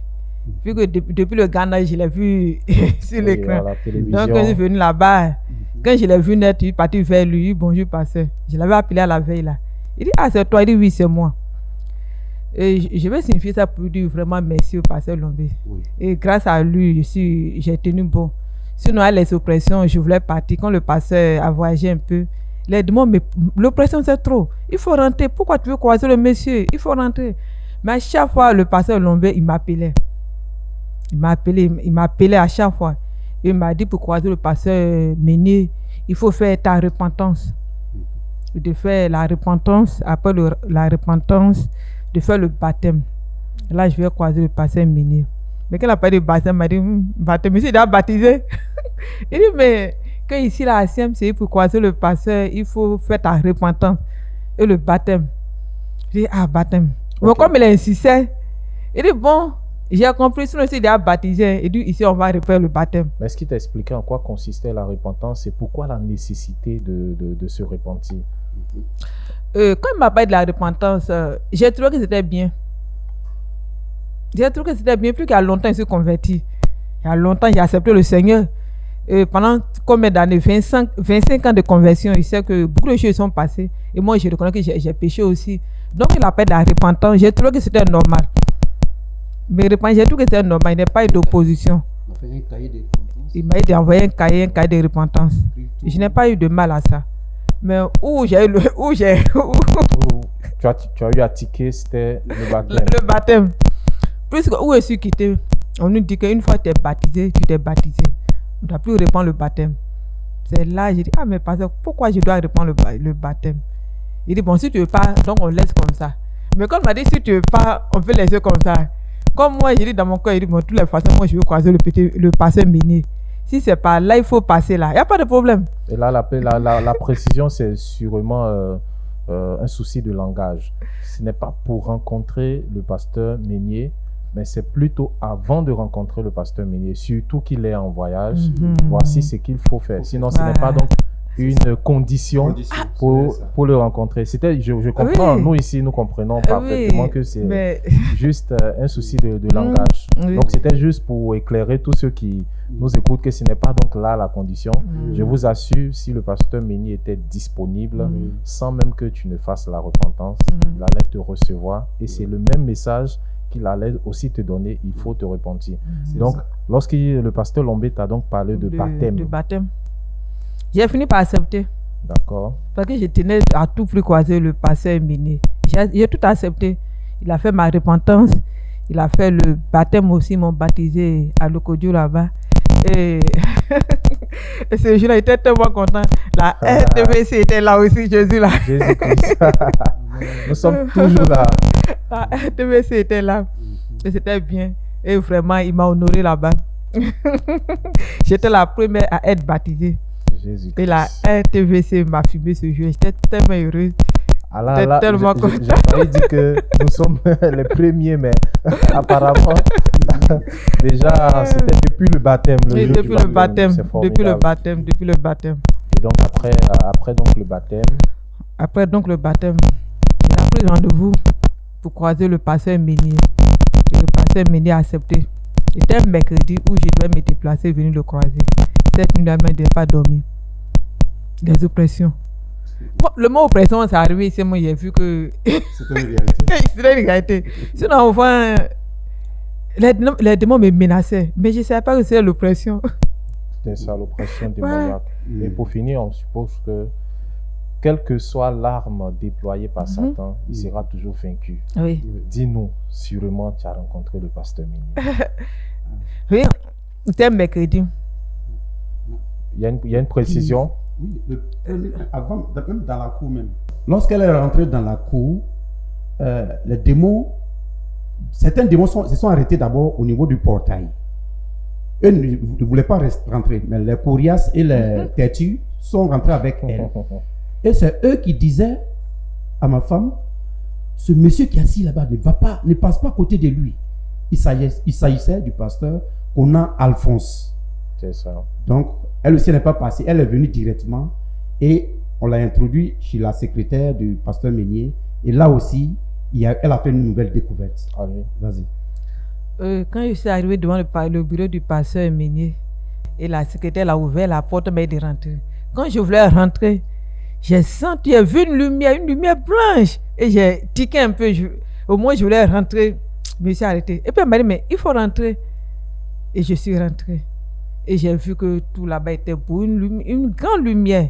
Et j'ai vu le joli pasteur de mon mari dedans. Et dans mon cœur, j'ai dit, vraiment, c'est vraiment le joli pasteur de mon mari. Et j'étais en face de lui. Et j'étais très content. Il m'a reçu, il m'a dit de m'asseoir. Je me suis assise. Il m'a donné les nouvelles. Et j'ai donné les nouvelles, tout ça là. Il m'a dit d'abord prions. Après la prière, il m'a donné les nouvelles. Et je lui ai expliqué le pourquoi je suis là, que je viens du Ghana. Il dit oui, c'est vrai que nous sommes croisés de l'autre côté là-bas. Il dit c'est vrai, pasteur. Et c'est comme ça que j'ai commencé à expliquer mes problèmes.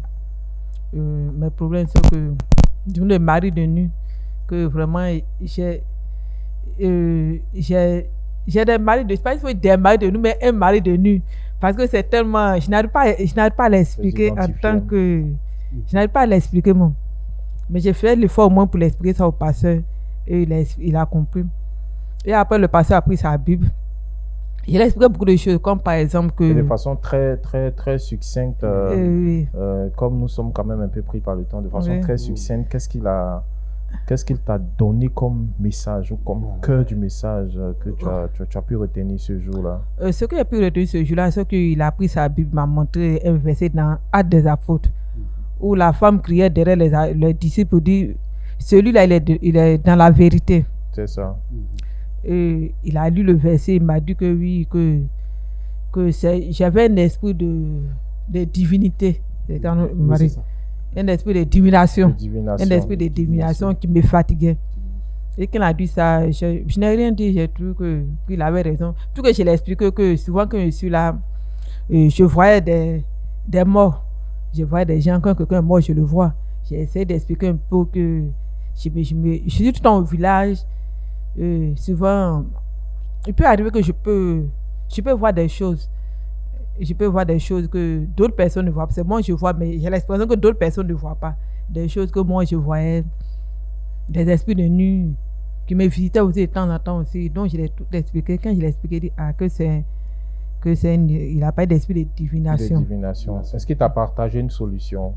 Il m'a dit qu'il allait me confier, comme il m'a demandé s'il a fait le baptême, la repentance. Il dit oui que à Yopougon, le pasteur Lombé Innocent m'a fait faire la repentance et le baptême. Il a dit que c'est bien. Bon, comme tu es venu du Ghana, tu veux me croiser, je vais te confier à un pasteur. Et c'est là il a envoyé sa secrétaire d'aller appeler le pasteur Kona Alphonse.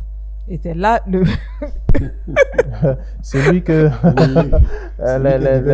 les démons t'avaient exigé d'éviter. C'est là le pasteur Kona Alphonse est venu. Quand il est venu, donc c'est le monsieur. Là, il a accepté, il m'a confié au pasteur Kona pour il m'a parlé de brisement des liens qu'il allait briser. Il allait prier pour le brisement des liens. Et j'ai dit, j'ai compris. Et pendant ce temps, j'imagine que ton époux avait le retour. Il te faisait le point. Et comment est-ce que... parce que pour finir, toi aussi, tu t'es retrouvé ici en Côte d'Ivoire. Donc, comment est-ce que tu appréciais le point qu'elle te faisait? Oui, effectivement, on lui donnait des moments de jeûne et prière par rapport au brisement. Et tous les moments de jeûne et prière qu'on lui a donné, moi aussi, je le faisais là-bas. Ok. Je le faisais là-bas, on le faisait ensemble. Rien que pour la soutenir dans un premier temps. Mais dans un deuxième temps, je me suis dit que pour le moment, c'est elle qui est à table en train de manger avec le pasteur Meunier. Mais moi, je suis sous la table, je me contente des miettes. Des miettes qui tombent. C'est-à-dire, en fait, moi aussi, j'aspirais à prendre des être sur la table. Voilà. Donc, il dit pour le moment, c'est elle qui est là-bas. Donc, un peu qui tombe là. Moi, je vais me contenter de ça.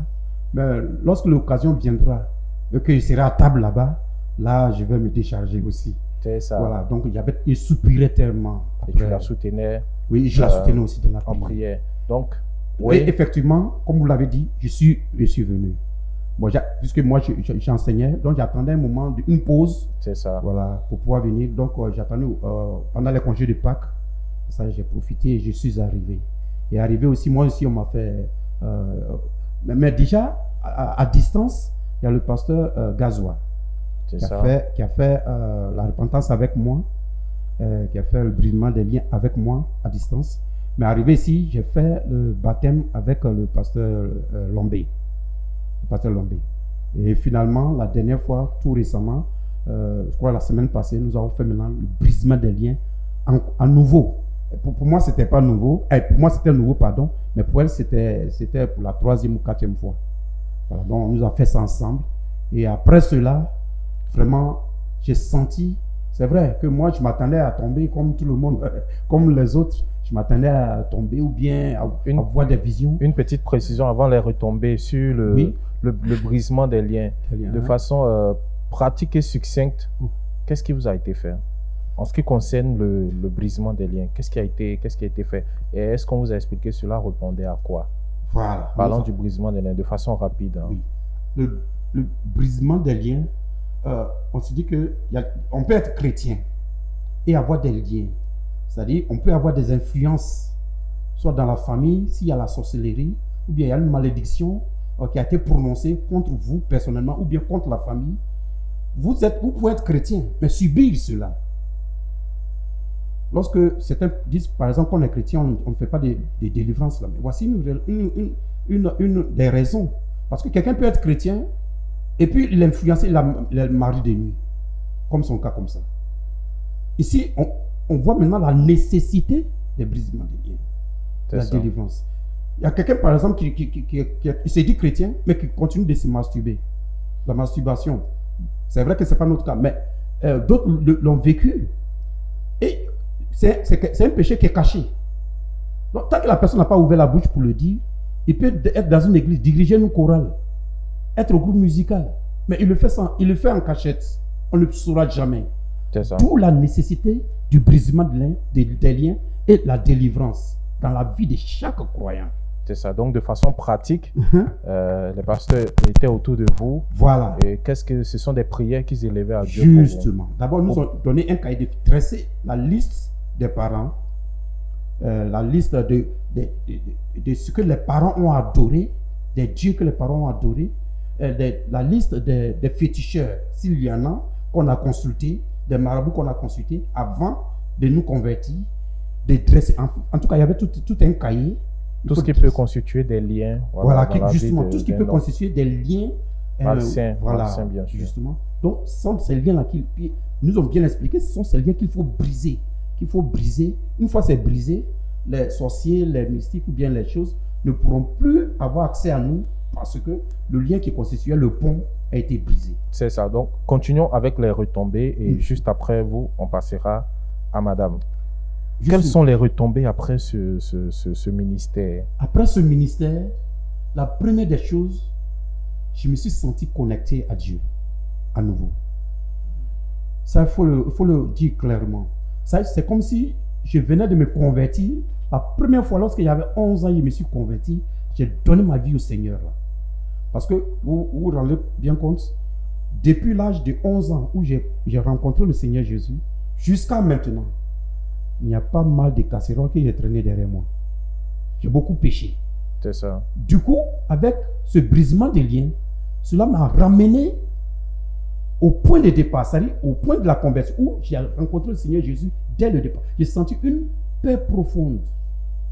Une paix profonde que personne ne peut décrire avec les mots. Une nouvelle naissance en Une nouvelle naissance en fait. Et j'ai senti que je suis dégagé de toutes sortes, parce que je me sentais lourd. Lourd. Donc, il y a toutes sortes de malédictions, machin et tout cela.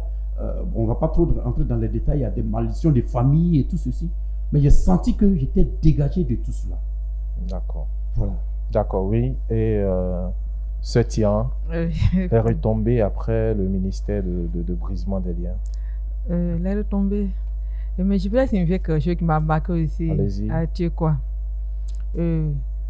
L'année passée, il y avait les prières à Tchekwa. L'UMPJ. L'Université mondiale de la prière du jeûne. Des jeunes. Comme c'était la première fois que j'étais là, donc le pasteur Ménier m'a proposé d'aller là-bas aussi. Donc, je suis parti là-bas, il a payé pour moi. Il a payé les 10 000 francs, je suis parti. Il était bien hébergé. Les frais de participation pour moi. Permettant d'avoir la nourriture et l'hébergement. Et tout. Là-bas, à Tchekwa.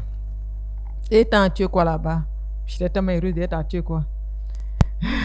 Et un samedi. Et surtout qu'à Tchekwa, il faut rappeler, c'est l'endroit où a eu lieu le renversement des principautés personnelles familiales. Oui. Chose que vous voyez à la télévision. À la télé. Ça, c'était maintenant la terre de façon pratique. Ouais, ça c'était Israël.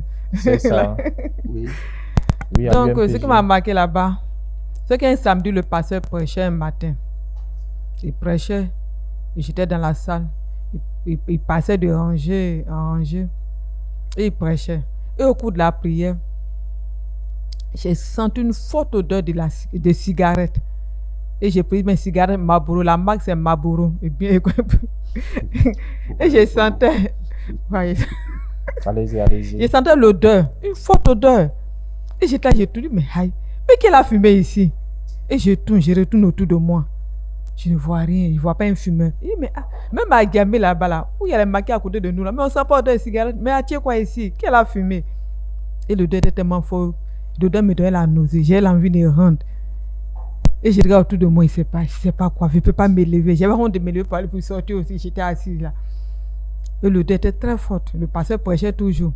Il circulait dans les rangées. Quand il arrive vers moi, il fait des fois comme si j'écoutais, mais ça n'allait pas. Et après l'odeur, je sentais aussi, la fumée était tellement forte et je sentais que la fumée dégageait de mes narines.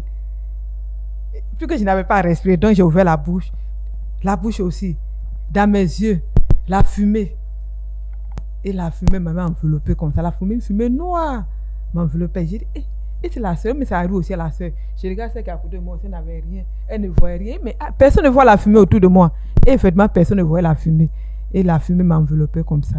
Et au fur et à mesure, la fumée s'éloignait.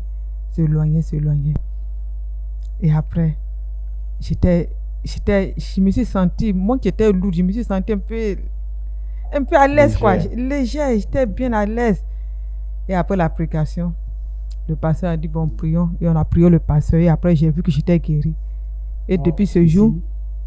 Pour ajouter, pour dire que la sœur, elle n'a jamais fumé. Ah oui, j'étais prêt à me poser la question. Quels étaient ses liens avec la cigarette? Justement. Mais dans le passé, elle a géré une boutique où elle a vendu de la cigarette. Donc, simplement, pour avoir vendu de la cigarette à des clients, un démon de cigarette l'a possédé. Et ça. On n'a jamais su cela. Pourtant, nous avons été dans bien des églises. C'est ça. On n'a jamais su cela. C'est par la délivrance ici qu'on a su que c'est un démon qui part. Or, on sait que c'est un démon parce que une fois dans ses prédications, le pasteur Meunier a dit qu'il y a des démons qui sortent par la fumée. Et ici, c'est un cas Pratique. Un cas palpable, pratique. C'est ça. Donc, même la délivrance, c'est à plusieurs niveaux de votre vie. C'est en même temps des révélations pour vous et en même temps aussi la délivrance. Oui, on poursuit pour terminer avec la partie des retombées après le brisement. Oui, c'est ça. C'est ce qui s'est passé après ce jour-là. Je me suis bien sentie.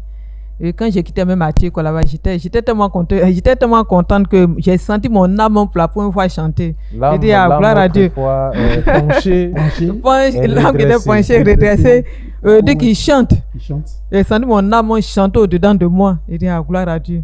C'est que je suis vraiment arrivé au bon endroit. C'est ça. Oui. Après le brisement alien, après les brisements aliens, j'ai fait 2 fois, et puis j'ai fait 4 fois. Et je suis partie au Ghana. Et quand je suis revenue cette fois-ci, nous avons repris les brisements des liens encore. Et c'est vrai, c'est bien passé. Il y avait des résistances. C'est ça. Et surtout que la parole de Dieu nous demande de prier sans cesse. Sans cesse. Prier sans cesse. Et même le Seigneur Jésus, en face de l'aveugle, a plusieurs fois, ou du moins 2 fois, utilisé sa salive. Oui. Et quand pour la première fois, quand il a posé la question, qu'est-ce que tu vois? Il dit, je vois des hommes comme des arbres. La Bible dit que le Seigneur a encore appliqué pour une 2e fois et pour finir, la guérison a été totale. Donc, tant qu'il y a encore des liens, tant que les liens sont révélés, on pourra donc briser ces liens. Donc, après ce brisement des liens, vous êtes rendu au Ghana, c'est bien ça? Oui. Au Ghana. Je suis venu maintenant. Et là, on pose la question de savoir à quoi ressemble cette vie après la repentance, après le baptême et après le brisement des liens. C'est un couple, ou du moins monsieur et madame, qui aspirent à une rencontre profonde, une intimité avec Dieu. À quoi ressemble votre vie actuellement? Notre vie actuellement ressemble d'abord à une vie de famille, parce que nous manquions de famille, une famille spirituelle. Pendant 8 ans, nous sommes contentés de faire nos cultes à la maison. on se posait même des questions, mais Dieu nous a préparé une famille. Nous ne savions pas. C'est arrivé ici que nous avons su. Oh, une si grande famille. Nous avons des pères, des mères, des frères, des sœurs, des parents. Désormais, nous ne sommes pas seuls.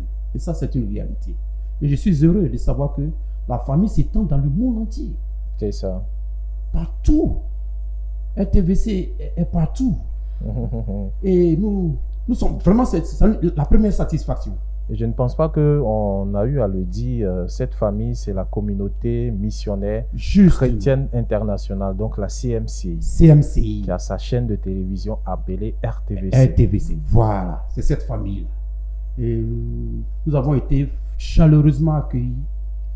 Et je profite de l'occasion pour dire merci, grand merci au pasteur Lombé, Innocent, au pasteur Conan, Alphonse, au pasteur Gazois, c'est Jean-Marie.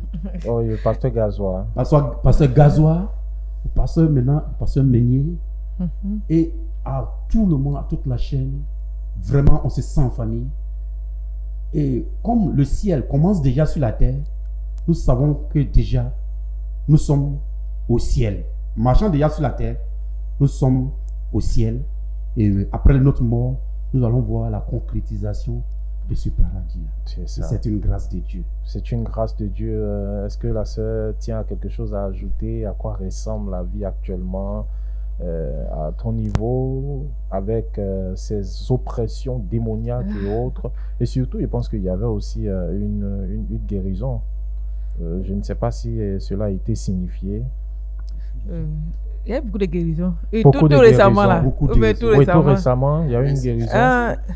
Oui, tout récemment, quand je suis arrivée ici, j'ai eu, on habite actuellement, mon mari a loué un appartement, où j'ai eu un problème là-bas. Et j'étais à faire la cuisine, et je lavais un bois, ils appellent ça bois de placali, je lavais, puis tout d'un coup, j'ai senti un mal dans le doigt. Et mon doigt était enflé sur place. Et Dieu merci, le lendemain, il y avait prié avec papa Médé, le pasteur Médé Boniface. Et je suis venu le vendredi soir là. Au cours de la prière, au moment où le pasteur priait. Et c'est comme si le pasteur, il a donné les sujets, comme d'habitude, il donne de beaux sujets. Il dit de ne pas prier pour nous-mêmes.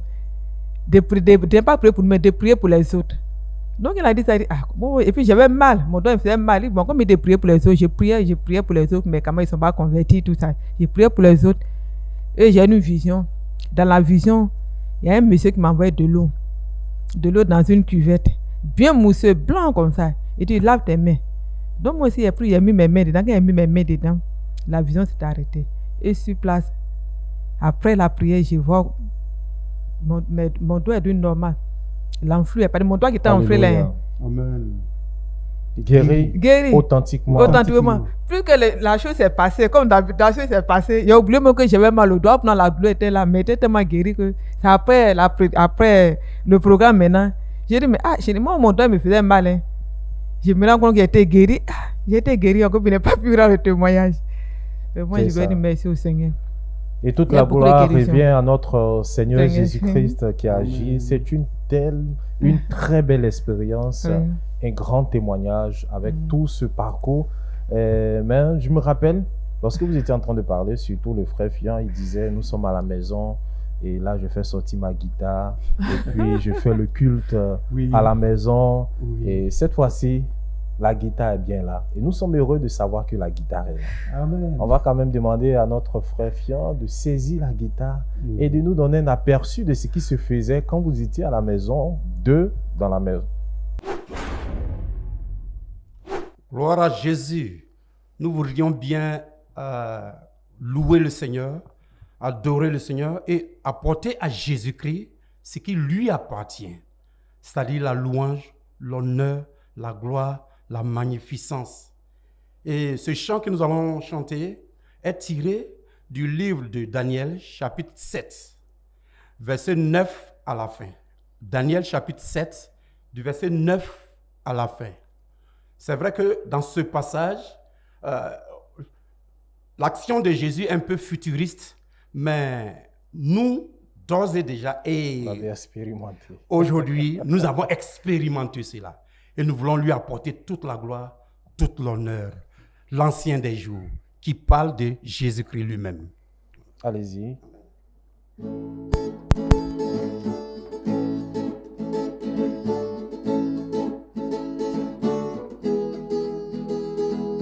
Louange et honneur, puissance et gloire reviennent à l'ancien des jours. Toute la création, dans sa célébration, s'incline devant l'ancien des jours. Toute langue sur terre et au ciel chantera sa gloire et tout genou fléchira pour l'adorer et exalter le Dieu dont le royaume n'aura point de fin, ô ancien des jours. Ton règne s'étend sur tout l'univers. Nous te louons, ancien des jours. Tes merveilleuses œuvres sont incomparables. Nous te chantons, ancien des jours. Toute langue sur terre et au ciel chantera sa gloire et tout genou fléchira pour adorer et exalter le Dieu dont le royaume n'aura point de fin et ancien des jours.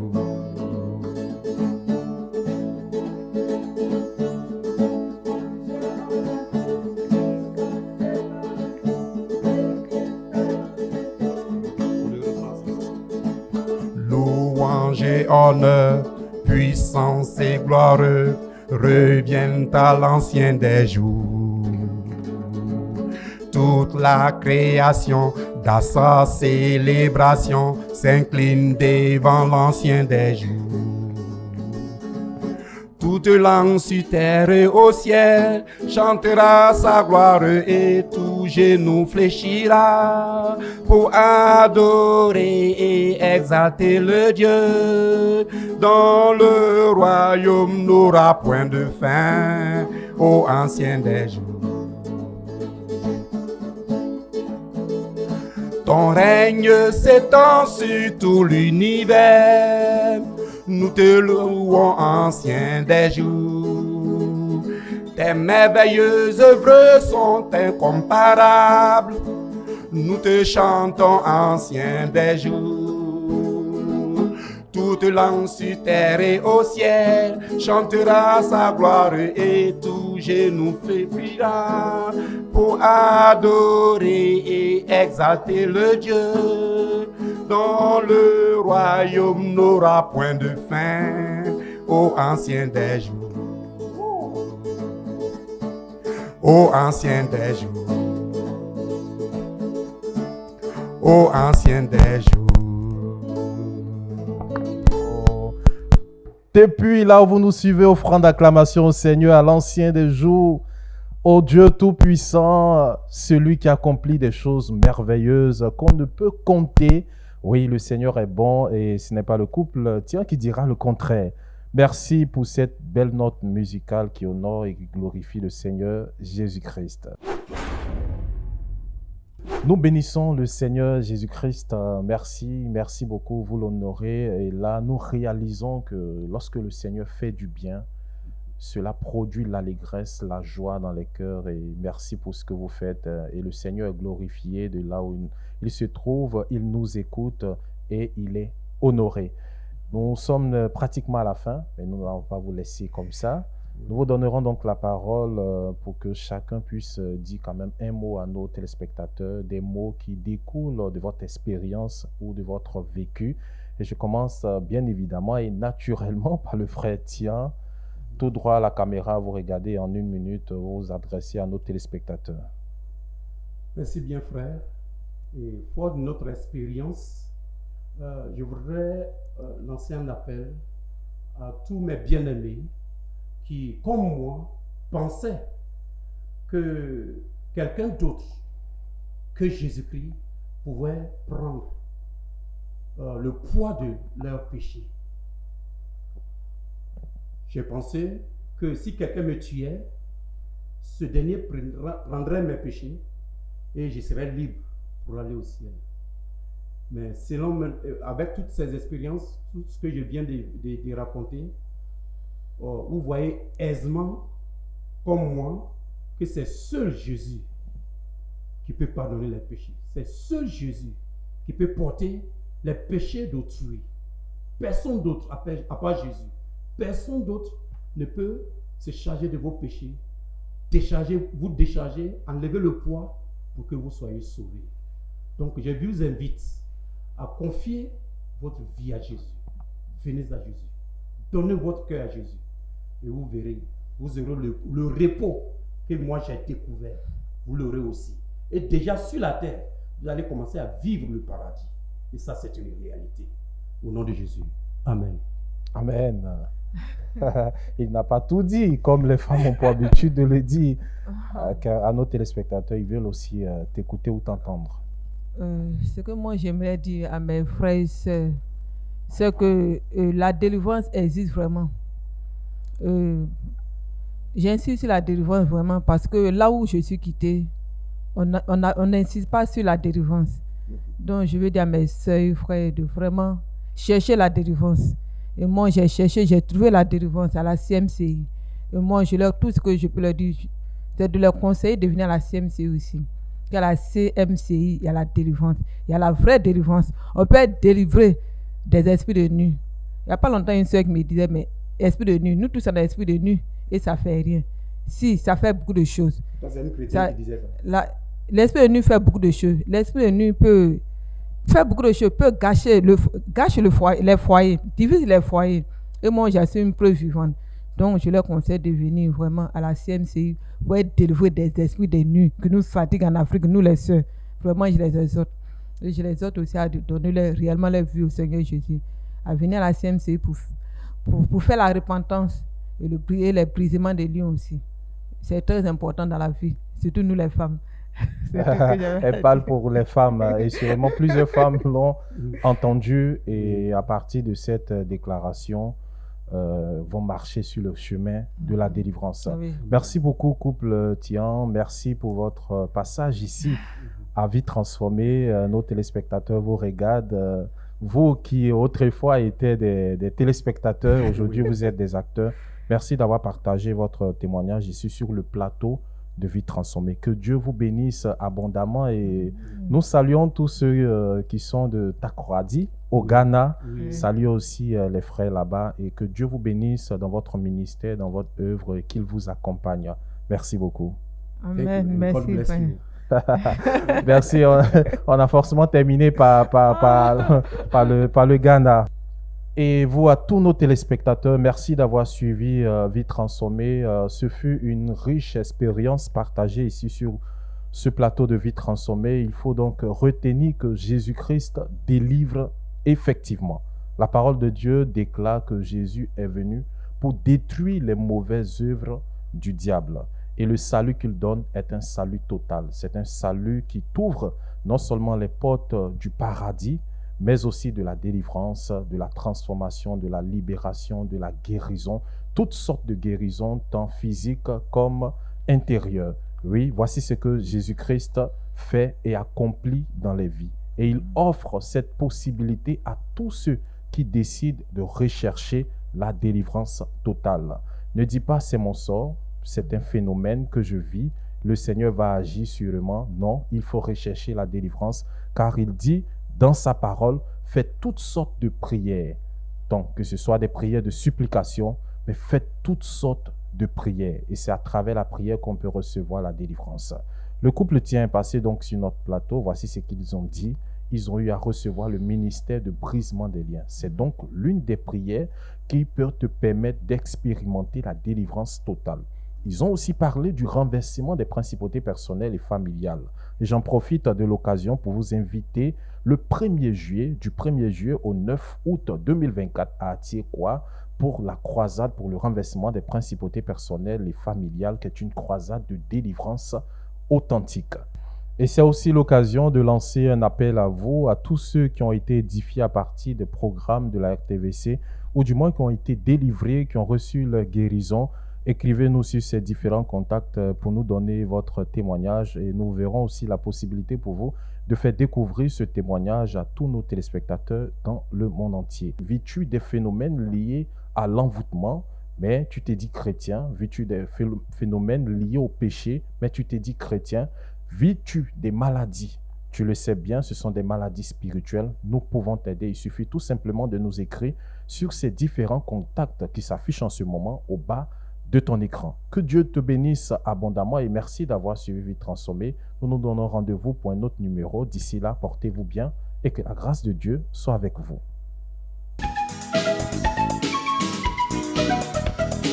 Jésus guérit.